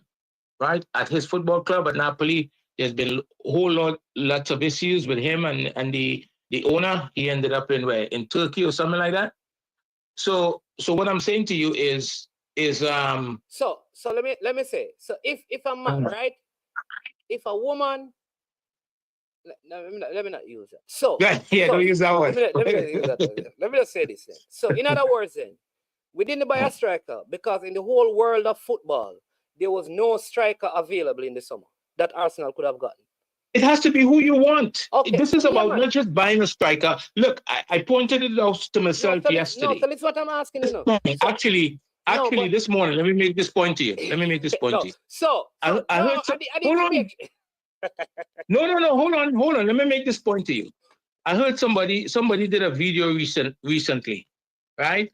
And they were talking about a player that may go overseas. And they says the player is technically sound, calm and composed when under pressure. And that's about 1/10 of the qualities that is needed to be a top player, right? Those two things that mentioned there, it seemed to be all that we look at. And the Spanish coaches in particular, your character is important to them. All right, so let me say, hold on. So Pep Guardiola, hold on. And it's across football, but to the Spanish coaches in particular that I'm aware, your character is important, right? And if it's important to Pep, and Arteta learned from Pep, I want to believe that he would look at things the same way. So let me finish the point. But the point you're making, Andre, listen what I'm saying.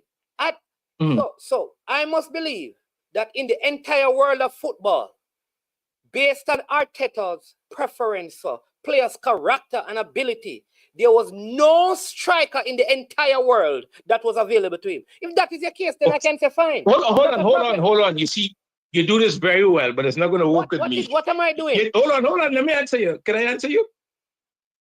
You design arguments. You design arguments and attribute it to people. You're not going to do that to me. I never said that. So what are you saying then? Because you're telling me about the character. I am saying that.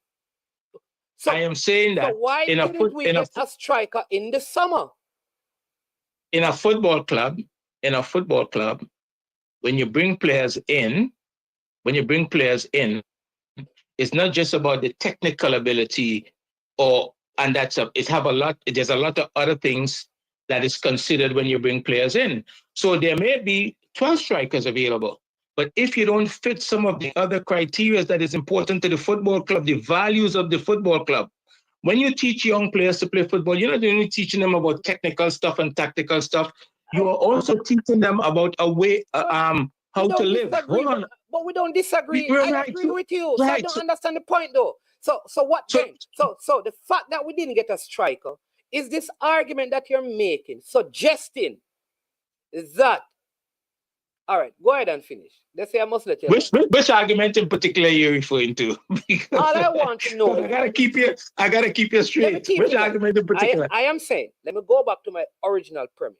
My only argument is we don't know why Arsenal have not gotten a striker. That's the only argument. We don't have all the facts. We don't know. So let's look at what we know and what we see, because that's what we have to do. And maybe we are wrong in all the assumptions and all the arguments we're making. That is the most valuable thing that we have to understand, that we can be wrong with our opinions. All of us could be wrong. I could be totally wrong. Right. All of us could be wrong. But yes. let me look at what I am seeing.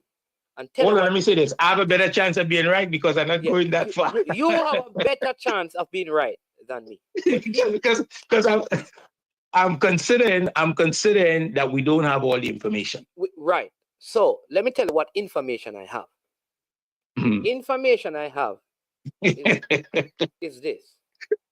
The central striker from Manchester City had a record goal scoring season last year. That was pivotal to Manchester City winning the Premier League. While we had a better defense than Manchester, so if you go back, so we can look at stuff, EPL. Let's look at EPL standing. So let's just go back and tell you the difference, because let us look at the facts of what we had. So last season, City scored 96 goals. So the goal concession, City scored like 5 goals more than Arsenal and conceded 5 goals, right? 5 goals more than Arsenal. So they scored 5 more, conceded 5 more. Okay? That is what we have before us. Both of us finished on a 62 goal differential last season. All right? We had the number 1 defense, and outside of City, we had the best attack in the league. The goals that Arsenal scored, Saka had good numbers, so did Trossard, and Martinelli scored. Our defenders scored parties. We had goals from all over, including Kai Havertz, who scored some goals. So I am agreeing with you, your argument, where you said part of the issue that we had of the 29 goals that we conceded, according to your argument, some of those goals came through the middle. Therefore, the coach may have thought, let's get some more solidity in midfield. He went and he got a Marino. I don't agree, but I'm saying, let me give you that, because I knew that at the start of the season, when we were conceding goals, our coach chose to bench Gabriel Magalhaes and to play Thomas Partey at right back. It was part of the struggle we were having. But fine, let's forget about that. We strengthened the midfield with Marino. All right? Though we had the best defense, we sought to strengthen, right, the defense. We never had the best goal scoring record. Our striker was not one of the top 10 goal scorers in the league. But yet... Don't let Tony distract you now with that important piece of information. Go ahead. No. Go ahead. No. Right? In the league, yet we have not made a striker signing. It was so bad at the striker position that the coach at different times played Trossard in that position because of Kai Havertz's failure. He had Eddie Nketiah in that position because of Kai Havertz's failure. He played Martinelli there in games because of this player's failure. He tried several different options. Once our centre-back pairing was the same, Ben White kind of remained. So every position we had consistency, except in the striker position. The coach had a window, never plugged that gap. He has a window now. Let's hope he plugged the gap. When I hear that when you have to look at the character of players and all of these things, I agree. But I refuse to believe that the reason why in the entire world of football Arsenal could not find one striker to replace Kai Havertz. It was a matter of the character of players that you want. And there was none in the entire world that could have fit the profile to be an Arsenal striker. I think I just want, let me finish. just be clear. This is left down to the coach having a philosophy. And if it works, genius. It is not working. Let us go and get a striker. That is my Okay, so point. let me say this to you. No, and I have to call you on this.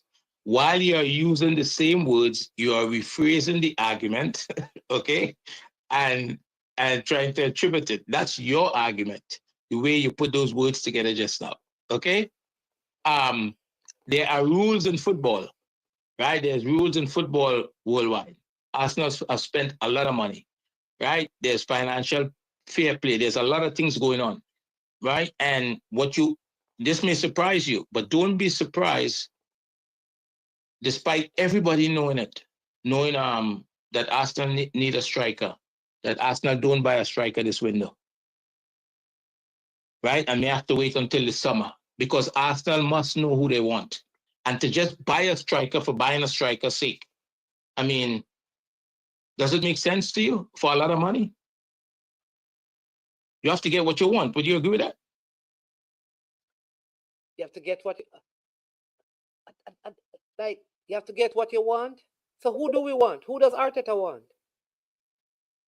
I don't understand that. I don't understand that question. That particular question, I don't. When you say we have to get what we want a striker. So that's what we should for get. Sure, but names out. You don't want any striker, right? You want a striker that's going to come in and adapt to the culture of the football club, that has the values of the football club, that will come in and score goals. I mean, those are the things that you're looking at, right? Trust me, the culture, adapting to the culture, the values of the football club is just as important as somebody's going. No, if they want somebody like Oshiman, look at what happened with him. Victor's situation has been difficult. They may not be able to get him this window. They may have to wait until in the summer. Okay. I don't know. So it's not, look, as fans, sometimes we make it seem as though it's really easy.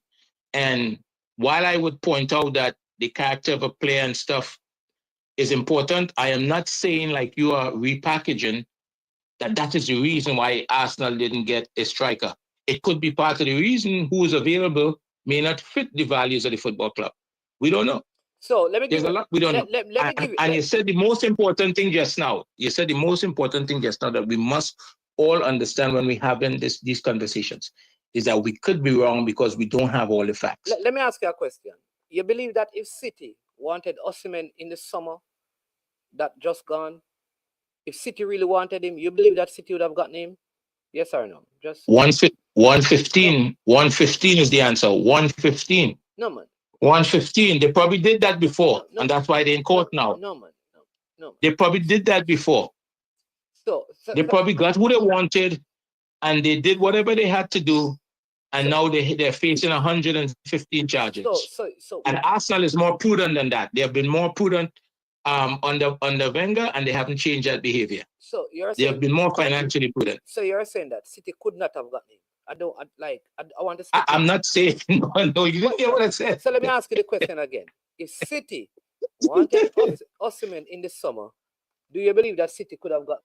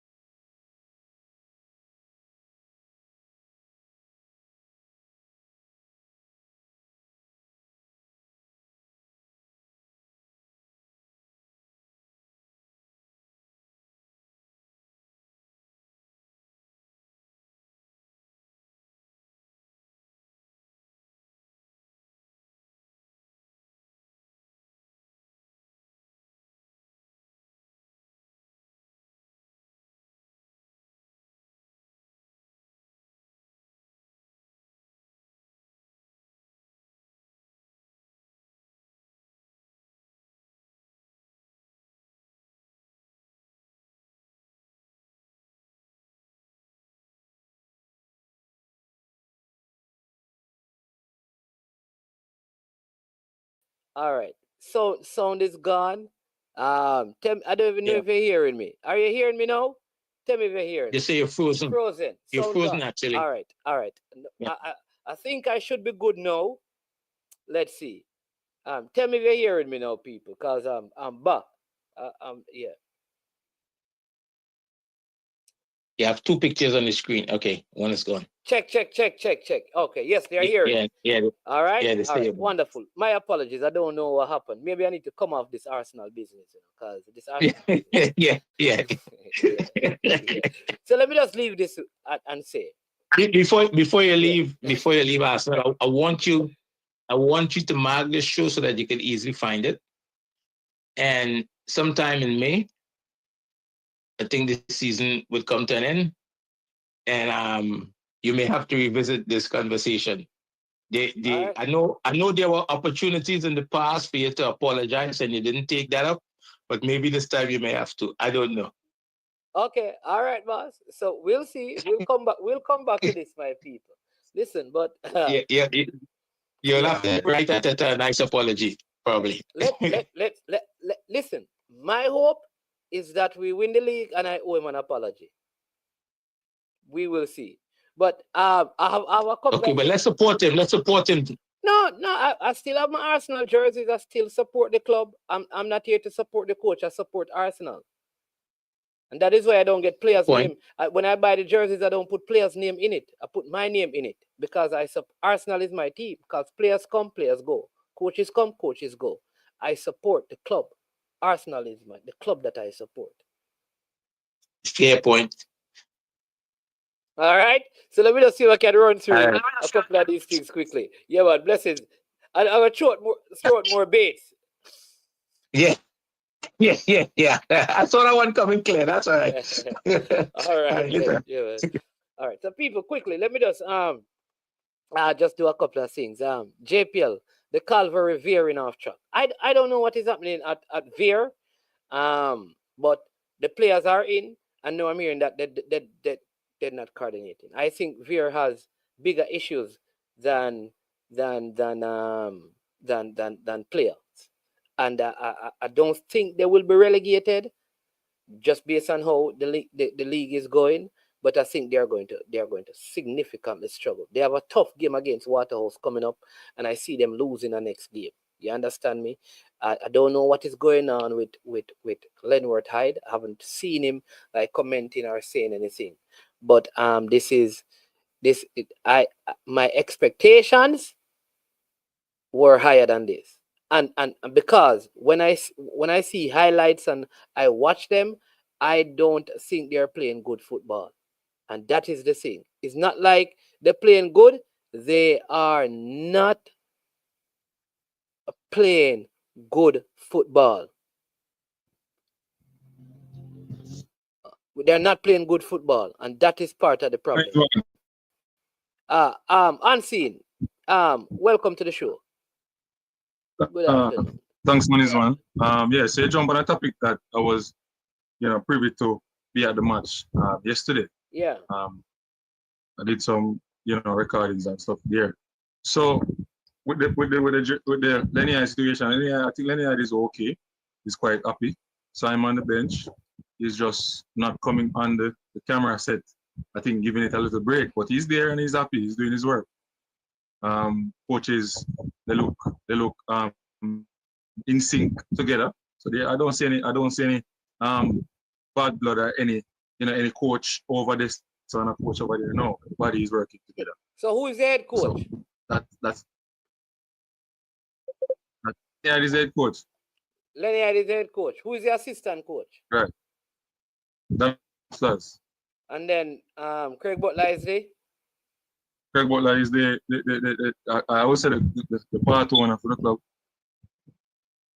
Okay. How did the team look yesterday? Because from what I saw and what I heard, they could have gotten 6 love.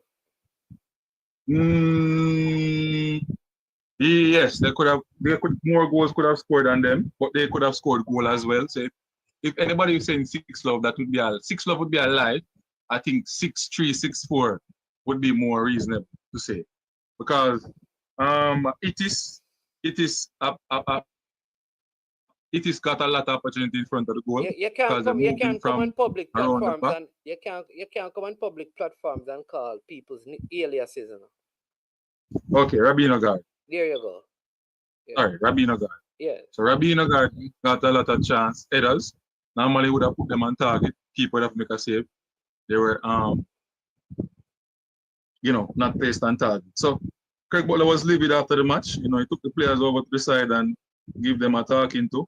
I heard the fans. I heard the fans. Somewhat I saw the fans who are want him out of Clarendon.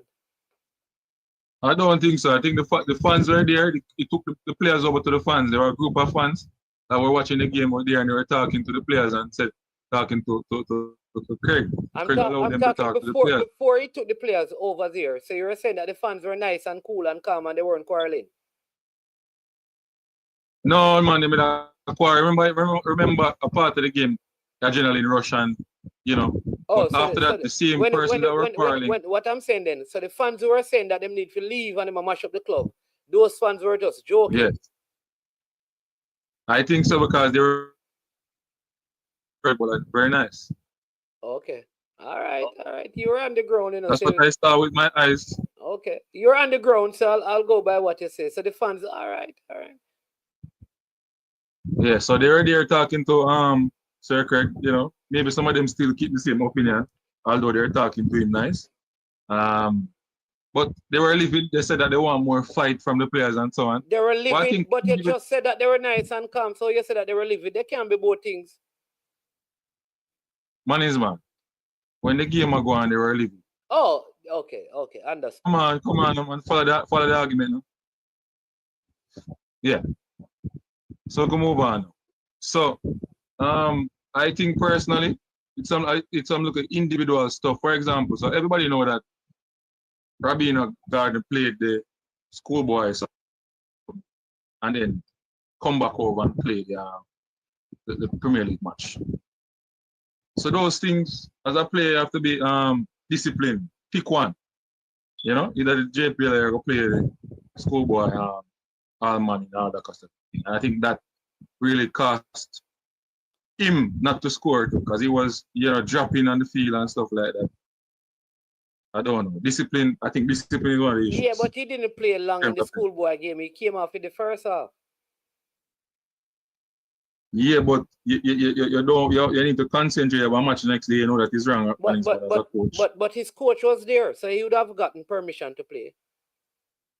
No, I don't think so. That wasn't stated. He was. I'm telling you that he and the management of Veer was there. Yes, but and there are other players. And there are other players. There are other players who played in that game that played well. No, I'm saying to you, man, what I know that he wasn't given permission. That's all I can say. But what I am saying to you is that the coach was there. His handler was there. Which coach is that? Mr. Butler was at the all-man game on the Saturday. Okay. That wasn't said to him. Yeah, he was there in the stands with his son. They were there at Jamaica College watching the game, and the player was there. And the player was pulled out of the game like in the 30th minute. And I think that was because he had the game. Okay. So if the player did not get permission and they were there and they saw it, why did they play the player in the game then? Why did they play the player in the game? If you have a player. Remember, listen, Craig Butler is not on the bench. On what bench?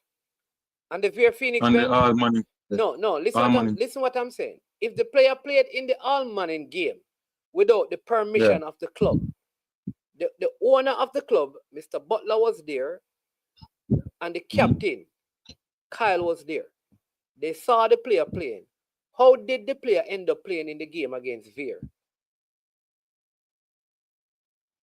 Good question. I think you need to check on that because I don't think the facts you have surrounding the situation is accurate. No, I'm just saying what I've heard. So you can't shoot the messenger, yeah? No, I'm not shooting you. I am saying to you that they were at the game. the player, obviously there was arrangement for the player to play part of the game and come off. The player played the part of the game very early. Like by the time the change was made, it got to the 30th minute. He was substituted. All right. They were there at the game. You said the player did not get permission from the club to play. Right? They have the video, they see the player playing without their permission. Why did they then, in the following day, still start the player in their Premier League game? If the player broke a rule, because that is serious. What would you do, man, if a player do something like that? He could not, first, he would be suspended for the game and then he would be fined. Okay. So I do not believe that the player did not get permission to play. I don't believe that. All right. Because the card for the game. Maybe you're right. The card for the game was sent out like more than an hour before the start of the game. And I believe that they would have seen it because the player was there warming up. And they would have seen the player warming up because they were there from the first game. They were there from the first game.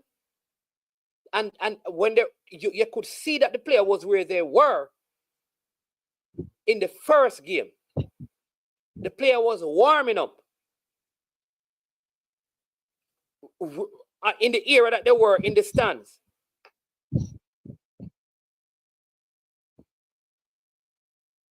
So something about what you're saying is not connecting with how the whole thing transpired. What I am saying, I am just telling you what I've heard. So if you not connect management, people have to pick where they want to pick out either and work with. I work with it. You understand? Me can't tell you something different. No, but I'm telling you, what I am saying to you is that what you're saying is not connecting. That's what I'm saying. I'm not saying that. Okay. How may I say, boss? Okay. So management, yeah. So as I say, that's a part of the issue. I think the discipline is there, and also they're trying to find their best 11. They're still trying to find their best 11. The back line to me, the three at the back, I don't think that's working for them. They started out without a point man up top, a striker. I noticed I didn't see the player named Josiah Daniels. He's in the stands. He was in the stands. I don't know what happened to Josiah Daniels. Okay. But in my opinion, I don't think he's that of a player that will save here. So you think based on how you see the team organized on the field, you think the team is being coached well? Because remember, all right, so number one, do you believe that they lack the quality? No, they have the quality. They have the players that can do stuff on the pitch. It's just the structure. Structure. All right, let me rephrase the question. Do you believe that this team have the quality to win the JPL like what was started at the beginning of the season? No, man, and if you believe that's something wrong. No, I'm asking. Say no, you don't believe that. All right. So no. So but you believe that they have quality players to finish where in the league? Repeat that. You break up. You said they have quality players to finish in what position in the league? What position in the league you would say like this quality that they have in comparison to the rest of the league could bring them where? I think they might end up. I think they can end up seventh. Seventh place. Okay, so they have talent up to seventh place. Remember, a lot of these players we were told are some of the best players in Jamaica. Yes, that's true. All right, who some of them were in Belgium, I believe, playing, and have big contracts. One of them, I think, was one of them supposed to be at Aston Villa. Mitchell. Danayu Mitchell, wasn't he the player who was supposed to be at Aston Villa? Danayu Mitchell. Yeah, wasn't he supposed to be at Aston Villa? I think I heard Aston Villa with his name already.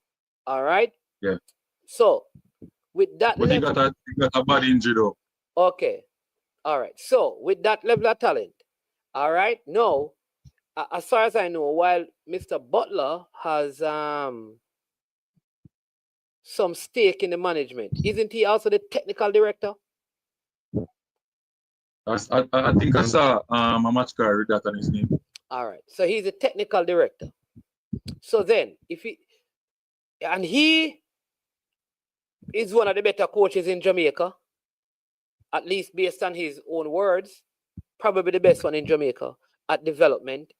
Why isn't the team performing then at 7th place level?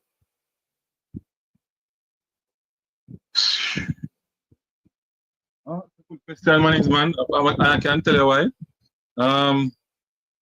There is some issues that I have personally, especially in the midfield. You know, and I did a video with it already, and I stated it. I'm saying that why is it that you're playing Kyle as his son in the middle of the park? Where, if not in the middle of the park, where should he be playing? No, he's not. He's not about. He should be a finisher, like what McLaren likes to call it, finisher, coming off the bench. You mean so part of the issue that they're having, from your estimation, is that Kyle Butler should be sitting on the bench? Should be a finisher. Yeah. All right. So are you afraid to say that, in your opinion, Kyle Butler should be on the bench? No, I just want to quote it like Steve McLaren. All right. So before Steve McLaren, would you say that Kyle Butler should be sitting on the bench? I think he should be coming off the bench. Okay, so he should not be sitting on it. He should be coming off. Yeah. That's really the greatest. Okay. Any other any other problem? Yeah, and they have an issue, because if you don't have a good goal scorer, you're gonna be in problem. So they do have an appointment. I heard that there's a Brazilian. I saw the Brazilian. He will be ready to play next match. So let's see if he will start to score. And I think once they start to score and win one or get 2 games, and anything can happen. Remember last year with Mobi, the Santos started to make a big jump, going for the top 6, finish 7th. So I think maybe they can do that. All right, but right now, right? Do you know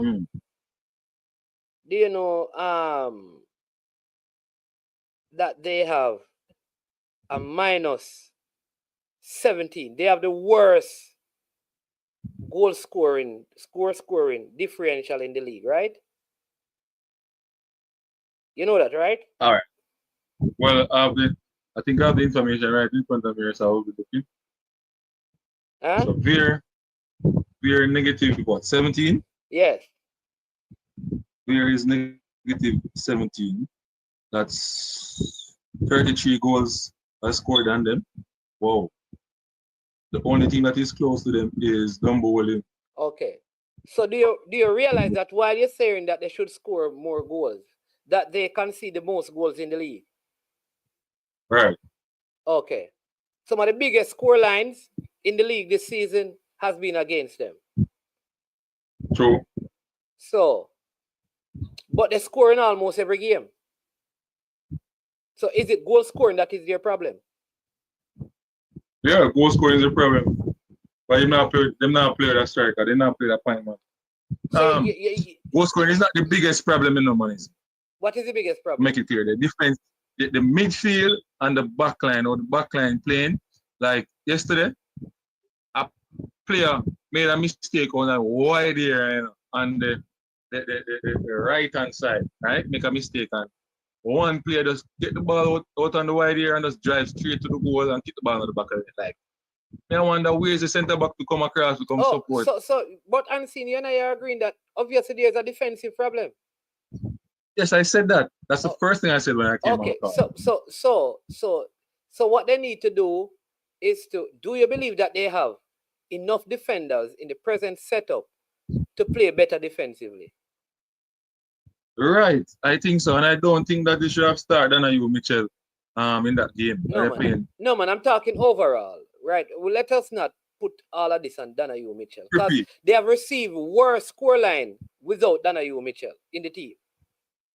No, I'm just saying that.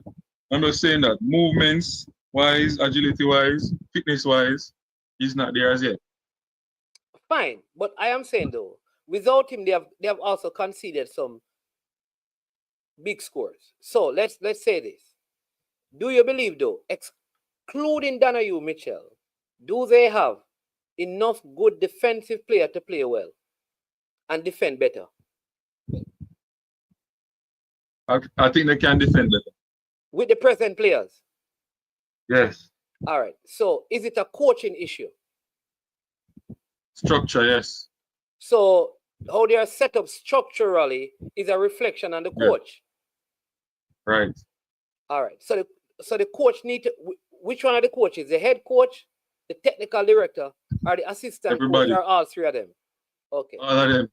Okay. Need to come up with a plan quick and fast. Okay. A 33 goal score for them, that's a big concern to them. Yeah, man is man, them have to do something. I swear. Okay. Okay. All right. Because this, I have watched them, and this idea of playing high line,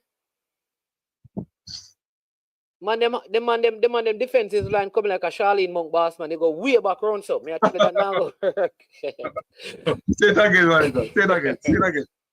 No, I tell you, so the defensive line boss man gone way back like some Charlene Monk hairstyle, like them Jet Li kind of. When the defensive line gone back like a Jet Li boss.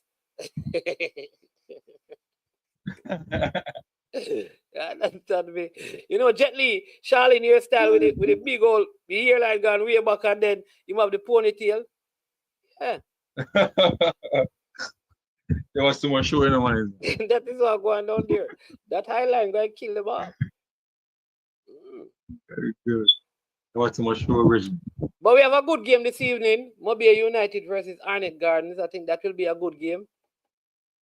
Racing game gonna be a good one, you know. Racing Montego, maybe Mount Pleasant to them. Mount Pleasant winning that, man. Come on, man. No, it's not so easy, man. You can't talk to. Hey, the other Racing thing, play good. what I would say is that you see that Waterhouse football field, that surface need to be sorted out. The ball can't roll properly on it. Ball can't roll properly on it, man. The ball a bump up too much, man. I'm not roll the field them. Eh? Need for roll. Yeah. First. Triple is asking, so who came up with the high line concept for the team? Is it the technical director or the head coach? I think Manny's man may know more than me on that one. Me? This be serious, that is me at JPL. Are you interview the coach? These are the concepts, these are the questions they need to ask them when they're doing the interview. No, but what I can say based on observing some of the games that Lenny I may coach or Lafters may coach or Butler may coach, it comes down to one person that mostly play eyeline, plays eyeline in more on a team. But in this team, all coaches have to agree on what they are going out on the pitch to do. So you have to put the blame on all coaches that can single out one. Right, so let's wait and see when there is a Destiny is coming in and the Brazilian is coming in. All right, so let's see. All right, people, check out Unseen Sports, Knockins, JPL, Fun, Bomb Sports. These guys do a lot of JPL videos and highlights and interviews and things. So check them out and hear more what they're going on with. All right, but keep up the good work, Unseen. And congratulations on the constant growth of your channel and thing. Continue to put in the work. All right. Yeah, can I tell the fans thanks? Yeah, man, you can tell the fan thanks, man. All right. Thanks, everyone. Persons on I Am Sure Sports who come over and support Unseen Sports TV. Over 8,000 subscribers now. I just want to say thanks again for everything that you have done in terms of helping me grow and just continue to make us grow. Each one help one. You understand me? Look for yourself and thanks again. All right, blessings. Yeah, man. All right, that is Unseen Sports for you. Go and check him out. Show him some love. All right. Bam. All right. Finally.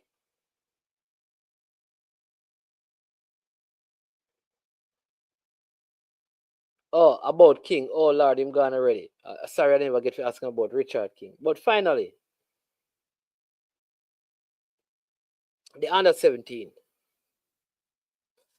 So, on Saturday, I would have done a show on Saturday on this particular matter, but I opted not to until I had some more information. So, someone from a high school reached out to me. They were kind of saying that they think it is unfair because there is a player who was part of the Costa Cup team that they believe should be in the under 17 squad. So I took time and I listened, heard the player name and stuff, and for the sake of just respect for the youngster, I will not mention their name. All right, and they were insisting. It kind of argument kind of got into look how much youth from the diaspora in the team. Why not more on them? It was unfair to the local youth, and it got into all of that. So I want to speak to this matter because this under 17 team is very dear to me. And if we're not careful, we're going to destroy something very good. Because here's what happened.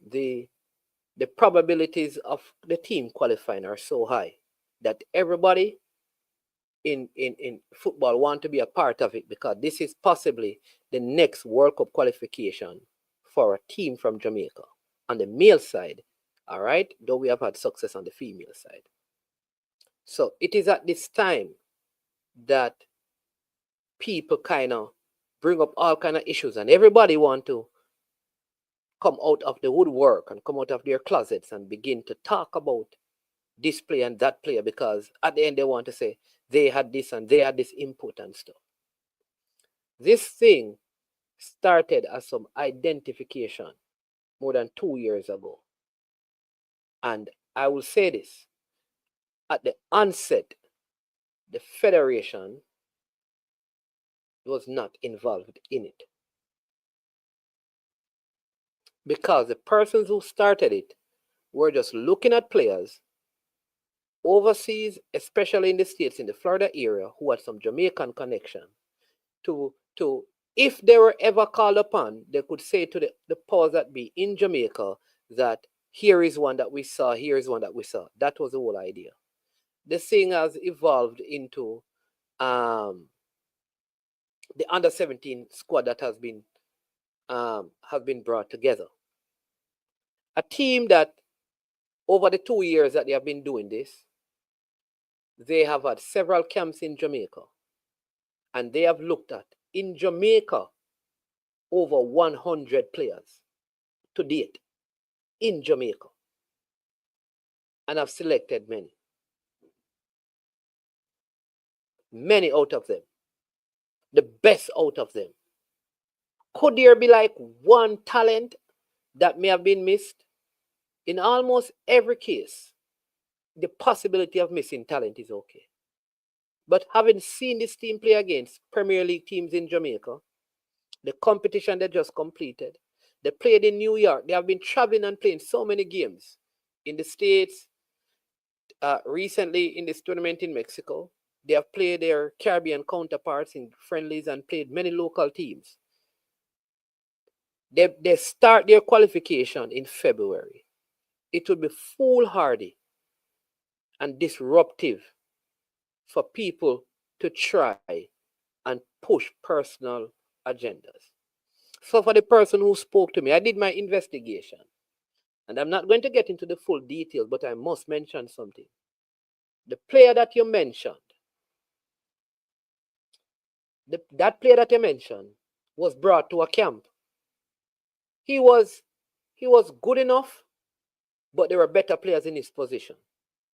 On top of that, the player that you mentioned to me, and this is the testimony of the people involved and the people who were there, was so disrespectful that he promised gunshot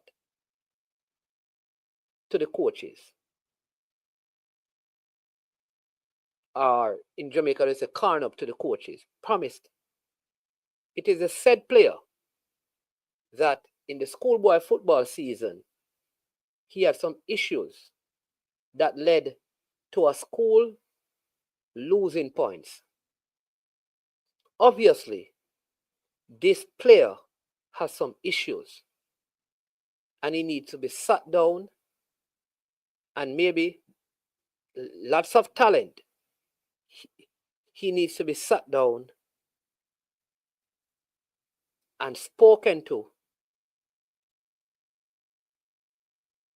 and helped so that the pathway that is going down does not interfere with his ability as a footballer.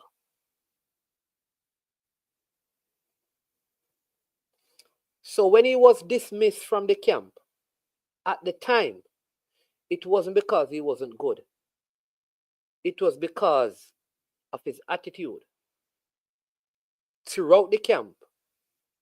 And that incident was a straw that they said broke the camel's back. At some point, we have to make decisions to help our youngsters to understand that outside of the field, discipline and character are very, very important.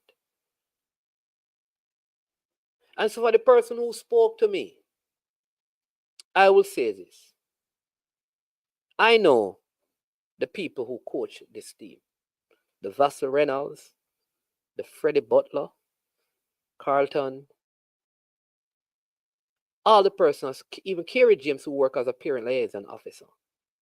I know Gregory Daly works with them as like the HOD on most of their trips, and the Cavaliers goalkeeper coach is also there, Everdeen. And none of these people would spitefully leave out a local talent. I would say that the powers that be, anyone from the GFF listening to me, the group of players that are there, they have done well enough to be where they are. Leave it in the hands of the coach. Do not interfere at this stage. Do not seek to have your own way. Now, I know on several occasions, and I try to stay as far away of some of these things, because it can be very conflicting. But let me say this. Oftentimes, when this whole argument of quota comes up, Mr. Speed has said publicly that we should be thankful to him, because he says his stakeholders are the ones who want, and these are his words, they want to see more local players. And he has been the one who has kind of said, listen, you can't have it that way, so this is a compromise.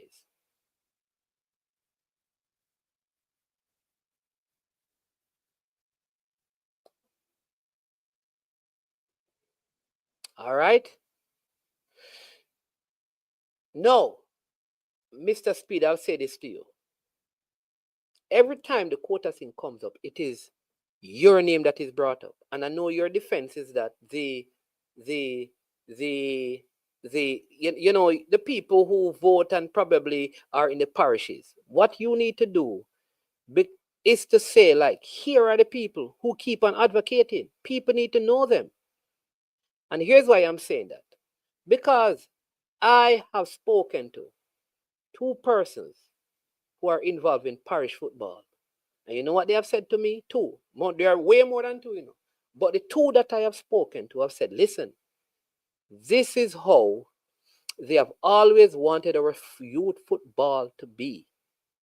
This is what they are saying, They have always wanted it to be this way, where we start early and we look at as much talent as possible. Because all they have ever wanted is that every player gets a fair opportunity. And they say once that is done, and the team is selected and the best team is selected, they will endorse it fully.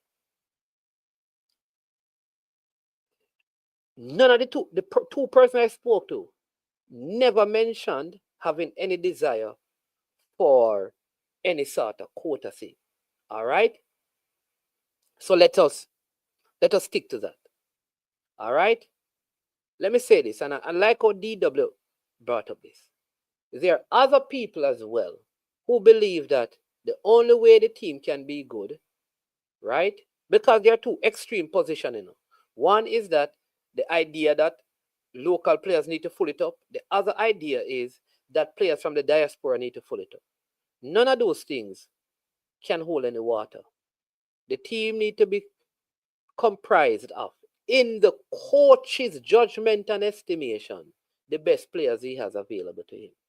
I have no doubt that the group of coaches that are around this team have selected the best players, and no one should interfere with their jobs. No one should have interfered with what they are doing. No one. If it is a 12-13 balance, fine. If it is 10-10, fine. If it is 11-11, fine. If it is 19-5, fine.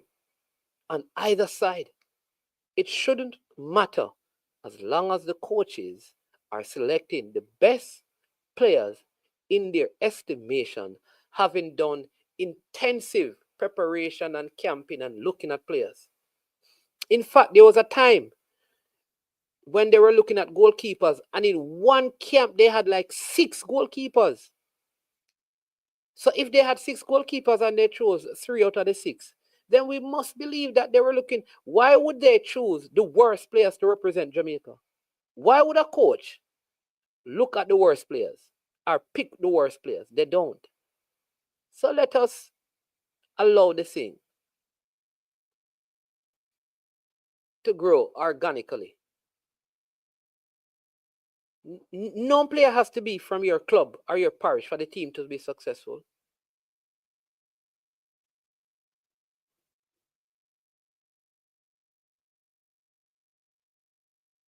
None. Let me say it again. Players don't have to come from your club or from your parish to be in the national team. There are times when the majority of the better players in Jamaica could be from Montego Bay. Let them be. They could be from Westmoreland or from Hanover. Let them be. The best 11 could be from Casafa.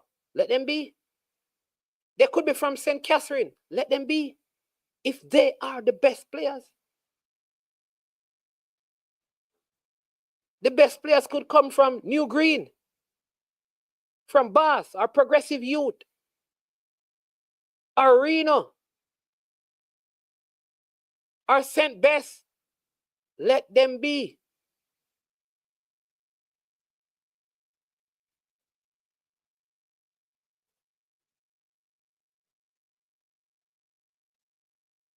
But we must also understand that all the best Jamaicans could also be players from Canada, or the Cayman Islands, or the USA, or England.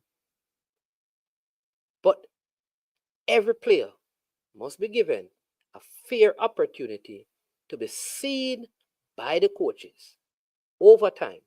And when the coaches make their decisions, they must be supported. So for this person telling me about this little youngster, good player, I don't think he's better than the players in his position. Because being good is not just about your playing ability. It has to do with your attitude when you're younger. You see, when you are Mario Balotelli age, and you are Cristiano Ronaldo age, and you are Messi's age, there are many things you get away with. But when you're 15 and 16, you don't get away with them. Because you are not so far ahead in terms of your talent. And when you're not far ahead in terms of your talent and you have bad character, it minimizes the level of your talent. I'm going to end this show right now. On that note, because this U17 is dear to me.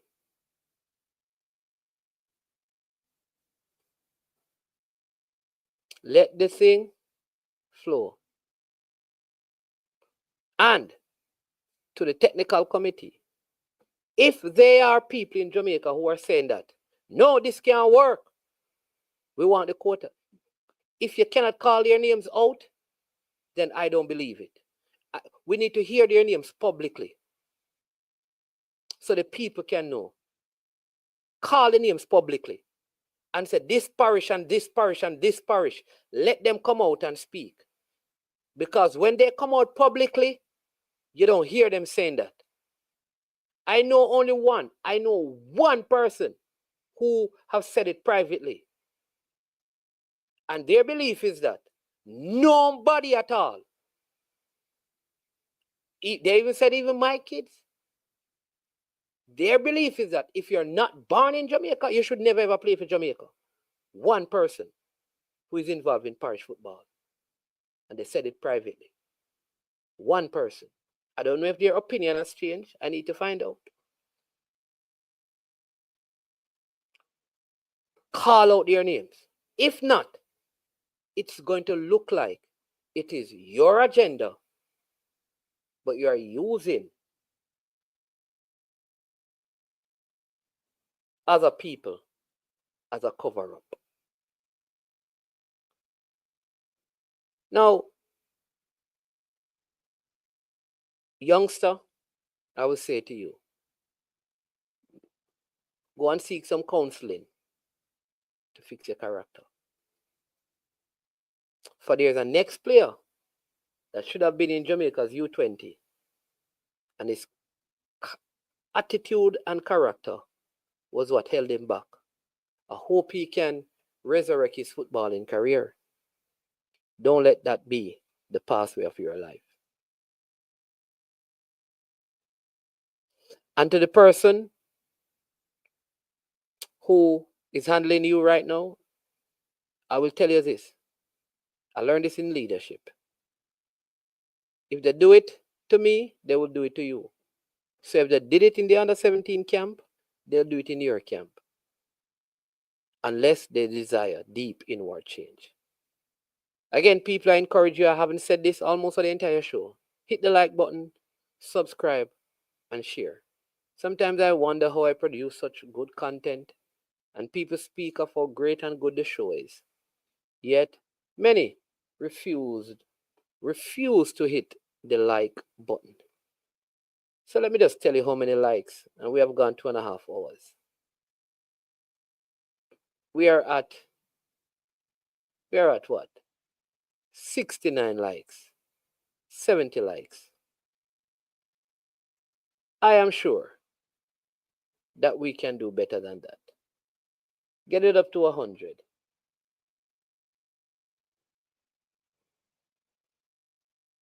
I am Manning's Man. This has been I Am Sure Sports.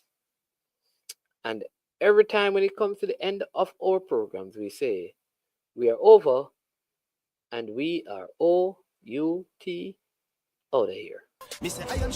Yo, watch your bad dog, SK New heard this. The body out there, Sniper King I represent for I Am Sure Sports. You get to me, I say, when you want the latest news and sports and updates and all of that, check out I Am Sure Sports. You know the thing goes in. Remember, cover the whole island. Remember Kingston, Westmoreland, Galchester, Ocho-Race, Galtigo Bay. Everywhere. I Am Sure Sports. Check it out for the latest news and latest updates. Sniper King I represent. Where them feel like? Ha! Yeah, someone on for the food from young, from where they knee height.